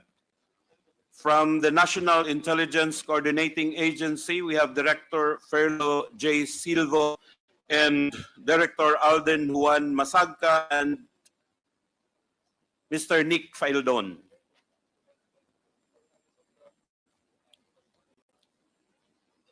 From the Philippine Drug Enforcement Agency, we have its Director General Azo, Renato Gumban, Director Emeterio M. Bitong, Director Emerson Margate, and Director Emerson Margate. From the Philippine National Police, we have Attorney Brigido de Jesus Dulay, Police Brigadier General Nicholas Story III, the Director of the CIDG, Police Brigadier General Elias Mata, the Director of the PDEG, and from the non-agencies, the Center for International Law sent their excuse letter. And we have with us from the National Union of People's Lawyers, we have the former Bayan Muna Congressman Attorney Conti. We have also representatives of Rise Up for Life and for Rights and victims of families of victims, Ms. Dalia Cuartero, Leore Pasco, Cristina Pascual, Mary Erorita, Salvacion Ramos, Shira Escudero, Rowena Morales, Norma Lopez, Maril Disto, and Teresita Adrias. And of course, we have with us the Advocates for Human Rights, led by the missionary Rebecca Lawson and Deaconess Robilin Litao. Also from Program Paghilom, we have its Executive Director, Father Flavi L. Villanueva, SVD, Randy De Los Santos, a witness, Miss Arsenia Chico, also a witness, Tesam Castillo, and Elizabeth Campo. From the Bureau of Corrections, we have with us Mr. Ian J.S. Harabe and Senior Superintendent Gerardo F. Padilla. Again, from the Philippine Nationals, we have with us Police Colonel Rolando Villela, Police Colonel Serafin Petalio, Police Colonel Marvin Marcos, Colonel Redentor Orano, Police Captain Delfinito Anuba, Police Lieutenant Colonel Santi F. Mendoza, Lieutenant Colonel Jason Bombase, Senior Inspector Emil Garcia, Police Major General Felipe Natividad, Police Colonel Loie D. Onglay, and those from CITG, Police Colonel Serafin Petalio, Police Lieutenant Colonel Chetadel Carandong Gayran, Police Lieutenant Colonel Marcelino Pasconilio Pipo Jr., Police Lieutenant Colonel Raycon Lalaan Garduque, MS Deborah Cruz Cordova. Another set of officials, the now Cavite Acting Mayor and former Police Brigadier General Edwin Carranza, Police Colonel Edwin Quilates, the former Batangas Regional Director. Also from the CITG Alili, Police Senior Superintendent Edward Senior Superintendent in Querantes, Senior Superintendent Gairan, and Senior Superintendent Police Superintendent Joseph Reyes Arguelles, and Police Superintendent Judy Lopez. And from former government officials, Police PDEA Director, he is here, and former Senator Laila S. De Lima, and Police Colonel Edelberto Leonardo, and Police Colonel Jovi Espinido. Also have with us Carlos Conde, the Philippine researcher of the International Human Rights Watch. We also have with us Miss Rose Nonolin. Rose Nonolin.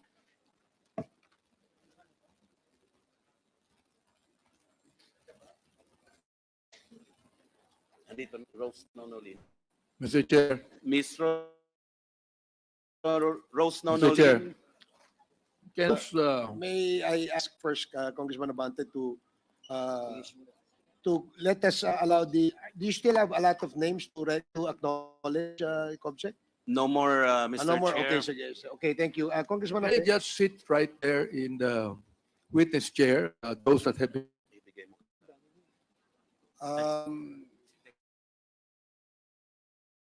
Do you have a person in particular who you would sit in front, because of the number of resource persons we invited today, it seems that the whole room is too small for our guests. So do you have any particular, Congressman Abate, that you would like to see face to face? For example, Miss Roslyn is, and I don't see her. Miss Roslyn. Roslyn, are you here? Are you present? Nonolin. Yeah. Can you take the seat in front of Congressman? Yes, Comsec. Sir, we also have with us Attorney Dexter Lopez from Tagum so a human rights advocate, and Mr. Ventura. Okay. So thank you, Comsec. So we will now proceed to all our guests. Good morning at welcome po dito sa ating 10th joint public hearing ng Quadcom. Medyo pagpasensya niyo na po na medyo baka matagal-tagal po ng ating naimbitahan. And we will try our best to really to ask you questions in the hearing for today. So, Mr. Chairman. Mr. Chairman. Mr. Chair. Mr. Chairman. Okay. Congressman Fernandez and then Congressman Abante. I would like to look at the names that are being mentioned by the COMSEC. And I think he is in the last, actually, monitor ko po yung mga binabanggit niya. And sila other key personalities and yung mga minention din ni Kurt are not mentioned din. So, will you kindly finish your mentioning of all those presenters who are present today? Yes, sir. Those I read are the ones present, but we invited a lot of personalities. I guess it's in the. So in other words, you are done with the those who have Yes, those who are present today. Those not appear today, I think will be called by Yeah, thank you. All right. Okay, thank you. Chair. Yes, Congressman Abante. Kaya ko po binanggit si Ms. Roslyn, tinatanong sa akin ni Congressman Hernandez kung nasan siya. Okay. Andun, nasa harapan na po siya. Ito mo. Okay, thank you. Admin matters, and with that, may we call on Congressman Paduano. You are recognized. Thank you, man. Before we proceed with the admin matters on all invitees, Mr. Chairman, with regards to documents being requested and ordered by this honorable committee, article number 1, the DPA, from the DPA, conduct and submit to the Joint Committee an investigation against personnel who were involved in the killing of Rolando Espinosa. As of now, can we get some updates on this from the NBI and DOJ, Mr. Chairman, with regards to Rolando Espinosa killing, the investigation that was directed to you, this the reopening of the investigation? Just a brief lang po. Your Honor, yesterday I met with the representatives of the DOJ, and I was informed that the Secretary of Justice, Attorney Boying Remulla, has just created the special task to assist the Quadcom investigation and the file of the necessary cases against anyone that would be found liable in the course of our investigation for all extrajudicial kills that happen. And they will an update, a progress report to how far the Department of Justice has gone in the investigation. Thank you for the clarification. Now let's go to PDEA. Provide names and or areas with AGK related drugs. Anyway, I have talked with DG Lasso. Ang problema po, nahirapan siya kumuha ng record. So, on Lola, that the DIDM should provide with regards to all the drug-related killings from 2016 to 2022 and directed them to submit the documents within the day. Po. So, let us see if that documents will suffice with regards to the investigation of all EGK cases of 2016 to 2022. The DFA, they have already submitted the records to Edita Young and AMLAC with regard to asset preservation order to the property of Edita Young and this process still ongoing. Still ongoing. Now, and all other documents that was requested last hearing, that was October 22, was already submitted to the COMSEC, Mr. Chairman. And as of, I have just received a document coming from the Legal Affairs Department of the House of Representatives with regards to possible legislative immunity to the members, to the witnesses of this investigation, Mr. Chairman. And I move, Mr. Chairman, that discussion on this letter coming from the legal affairs will be deferred on later part of this hearing, Mr. Chairman. So move, Mr. Chairman. Mr. Chairman, now let's go with the invitations now. Now, I have the committee has received a copy of letter coming from the office of Castaños and Teves representing Ms. Muking Espino, and thus herewith our medical records now with regards to the medical status of Ms. Muking Espino, and this is an answer to the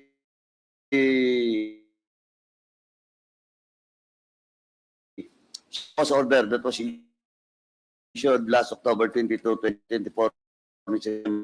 And with this, Mr. Chairman, I'm that when ad testificandum for Ms. Muking Espino, Ad testificandum Muking Muking Espino and duly seconded. Are there any objections? Hearing the motion is and then on the consent to the chair, the supposedly invitation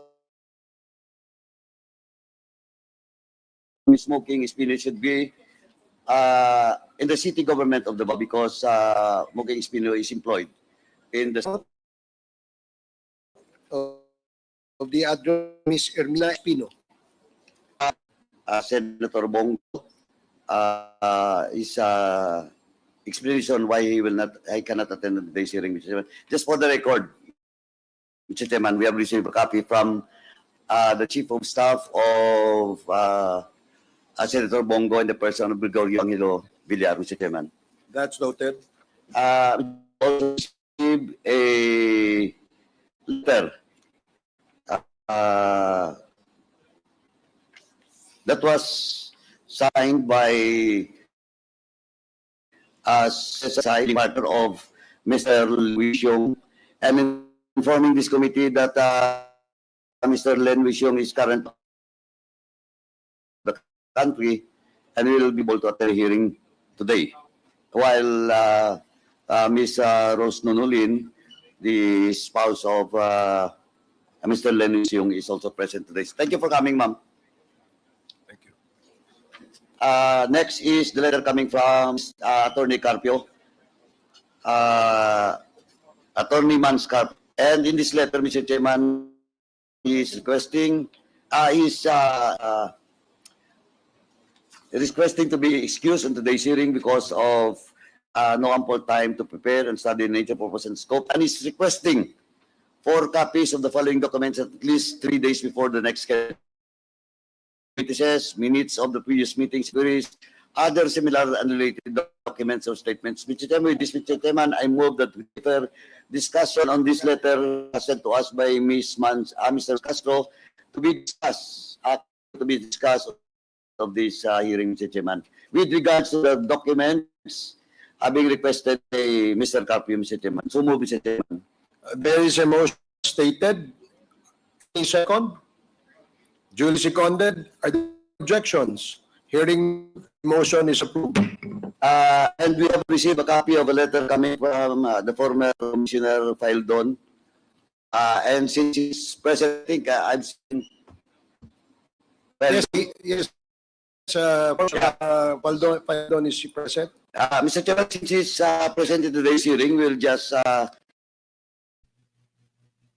Hello, Leon Guerrero. Mega love shout out. Thank you so much for coming, Leon Guerrero.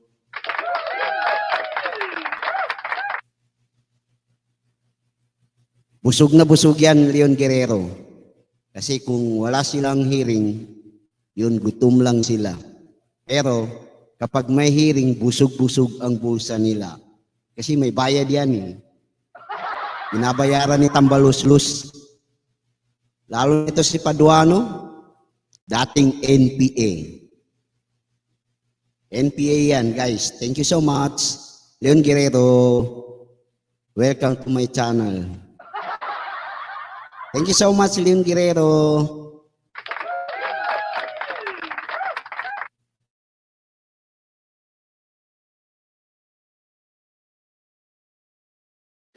Asking about content of and later part when the time of Commissioner Felder will be up to. Again, Mr. Chairman, we have received a copy of a statement from the Science Batch 80 with regards to the Barrioga case, no, and calling for justice. Just for the record, Mr. Chairman, we received the copy of that, of this letter coming from Science High School Batch 80. And we have also a copy of a letter coming from the Department of Foreign Affairs with regards to the work of Bismaila Roque, whereabouts of Eddie Yang, Aka Yang Jing, and the basis for cancellation of US visa of Ms. Ruina Garma. For the record, Mr. Chairman, and if the committee would want to discuss about it, we will discuss this in the later part of the hearing, Mr. Chairman. And lastly, to the last one, Mr. Chairman, we have received a copy, a letter coming from the former retired Police Senior Superintendent Eduardo Arceto. As for my knowledge, is with our meeting today's hearing through Zoom, Mr. Chairman. We have extended an invitation to the former Colonel Asherto, who is now in Zoom, and will be called later in the day when we resume our discussions on the admin matters, Your Honor. Mr. Chairman, second to last na lang po to. We have also received a letter coming from Mercado and Associates Law Office representing Police Colonel Hector Gijaldo, and attached with is a contract between Colonel Gijaldo and the services of Mercado and Associates Law Office, and the letter was signed by Attorney J.P. Mercado. Is Attorney Comsec? Attorney Mercado? Okay. Mr. Chairman, we deferred discussion on the letter of Hector Police Colonel Gijaldo since the lawyer of the good Colonel Gijaldo will just the lawyer later, Mr. Chairman. And his official entry of appearance in today's hearing. Now, last, Mr. Chairman, just a while ago, we have now. Mr. Chair, No? within the Honorable Paduano, With the indulgence of Congressman Paduano, Congressman Acop, your recommendation. may I know if Colonel Grijaldo has an excuse letter insofar as his absence in today's hearing is concerned? None attached with is the no cover letter of coming from the lawyer himself, and at the same time only attached certificates without a letter excuse coming from Colonel Grijaldo. Mr. Chair, may I move that we issue a show cause order to Colonel Grijaldo to express his absence in today's in spite of the invitation made. Mr. Chair. There is a motion to issue a show cause order to Colonel Grijaldo for being absent today. Any second? The objections. Hearing the motion is approved. And lastly, Mr. Chair, just on the topic of Colonel Hector Grijaldo, I was going through the pages that were sent regarding his absence. Nakikita ko po dito sa kanyang patients first. Apparently, this is a medical explanation kung why he is not here because he's suffering from shoulder pain. Unfortunately, Mr. Chair, there is no date indicated in the prescription letter. Other than that, on another page of his medical certificate, again, there is no date mentioned in his letter that he has forwarded to committee. So I would just like to find out, Mr. Chair, is this certified and true? Maybe we can ask his lawyer, Your Honor. We will defer the discussion on the matter of Colonel Grijaldo. Okay. To the better judgment of the chair. It's just something that I noticed when I was going through the documents. Thank you, Mr. Chair.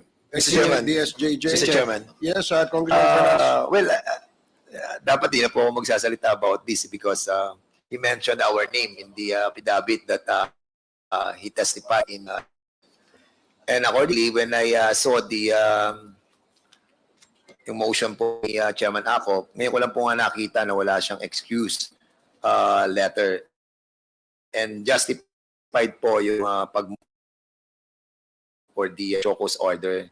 And at the same time, the DSO medical certificate, I think this is a prescription. And nakalagay po dito yung kanya problema, yung chronic left shoulder dislocation. And there are like procedure for MI. Andito ba yung because Mr. Chairman, yes, Mr. Chairman, with the indulgence of Congressman Dan Fernandez, we'll just discuss it later, no? And will in fact, if you want to speak something about what really transpired during your operation, we will ask you to vacate your position as co-chair and be one of the spokesperson, resource person. Mr. Chairman, as a matter of fact, what I intend to do to inhibit myself in the discussion about this issue, and whether maybe with the we will trying to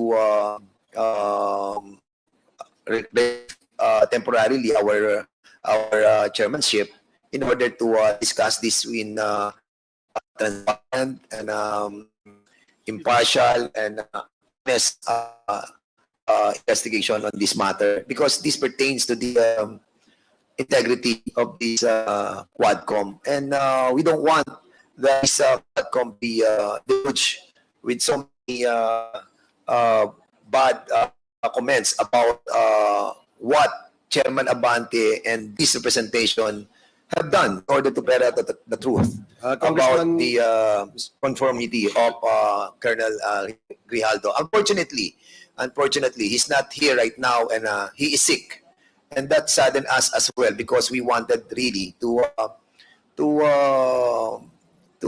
the members ask him about what really happened, if there was really indeed a coercion and harassment that was done by Chairman Abante and myself. Thank you, Mr. Chairman. And with that, if we will be discussing our issue with Colonel Grijaldo already, this representation on I will be yielding my position as a chairman of this committee. Mr. Chair. Thank you, Congressman And Fernandez. also be subjected to the procedure of a resource person, if indeed to be subjected to the procedure being undertaken by this committee. Okay, that's noted, Congressman Mr. Chair. Fernandez. Before With that, indulgence. Congressman John, let me ask if Congressman Paduano is already done with your This will be matters. the last So, invitees. Just a matter of with the with the indulgence indulgence of of Congressman Paduano.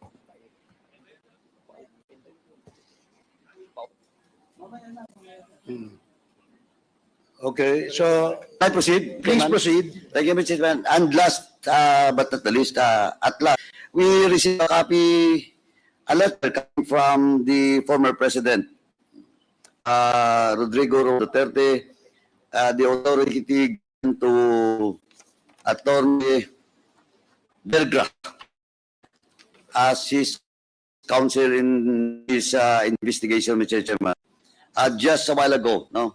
And I think all the members has a copy of the letter coming from Attorney Delga, no? With regards to the report of the former president on the invitation of this committee, Mr. Chairman. So I give the floor to Mr. Chair. the chairman and to the wisdom of the members of this committee how we will go about with regards to the letter of Attorney Delga representing the former president. And Comsec, may I ask, is Attorney Delga present? Not today, sir. Before we discuss with that, Mr. Chairman, I move, since of course, he has a letter to us, no, the former president, being authority to Attorney Delga, I move, Mr. Chairman, that we issue a show cause order for Attorney Delga to be present on the basis of his letter, no, and the authenticity of such authority given to him by the former president. So move, Mr. Chairman. Again, Mr. Chair, before we rule on the motion, Yeah, Mr. Chair, I just like to let's allow the members who wish to manifest, no? While we are at this subject matter on the letter sent to us by Attorney Delga as the counsel to the former president, we ask the pleasure of Yeah, Mr. Chair. Congressman Adyong. Mr. Chair, before I touch on the issue raised just now by Chairman Carabs Paduano, Mr. Chair, while our invitees' names were mentioning by our ComSec, I noticed, Mr. Chair, that one of our invited guests is present in today's hall.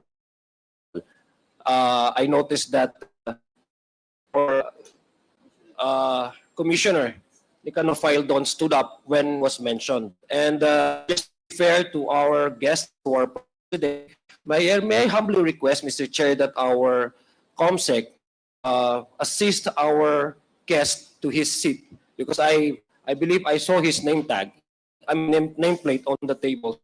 He will not be at the table, Mr. Chair. So may I request former Commissioner Nicanor Fildon to proceed to the table to his assigned seat and direct our Secretary to please assist him. Okay, thank you. Paige, can you please assist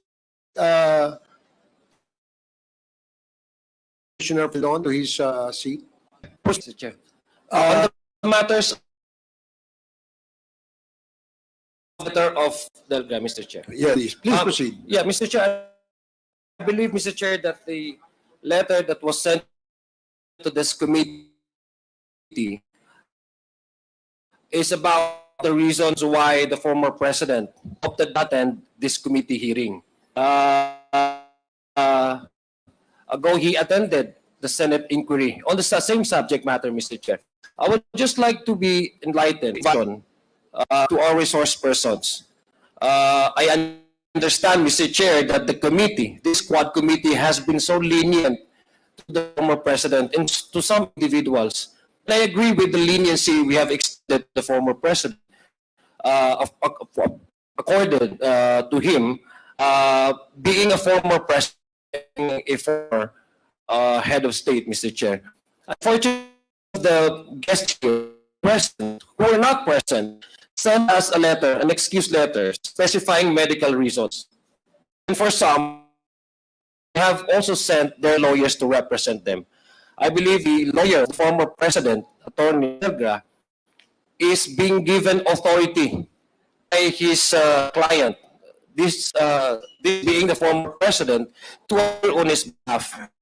As I was glancing over the letter of Attorney Delga, specifying the reasons why the former president decided not to attend this committee hearing. And some of them are, to me, is some of the reasons, at least on my part, the way I understood it, is not only on the basis of him avoiding or refusing to attend the Quadcom, but he even went to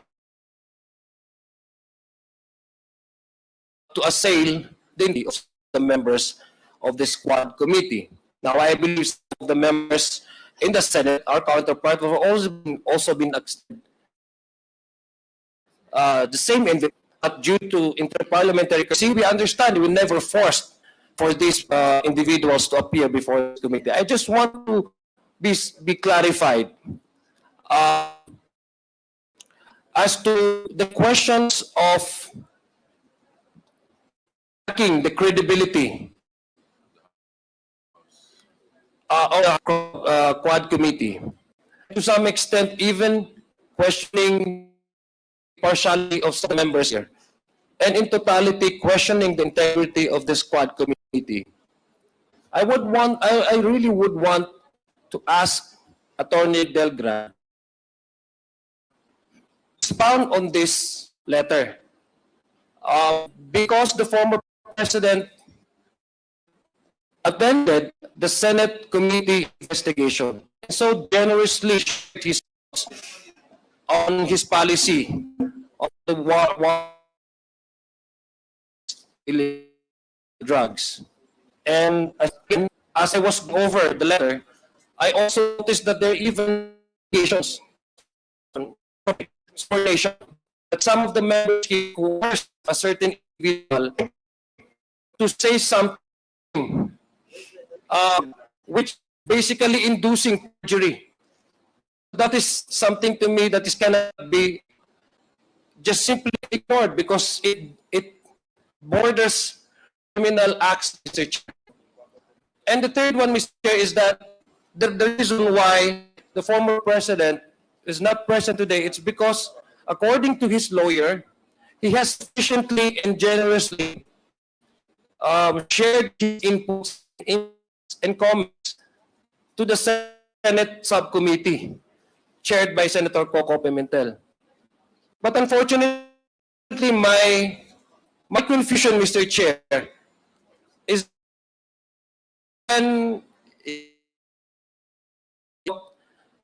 the truthfulness of his responses to the interpellation of one of the members of the Senate. He told the public that it was really a joke, that the truthfulness of the statements of the former president seems in question. Because how can we take something which is a joke?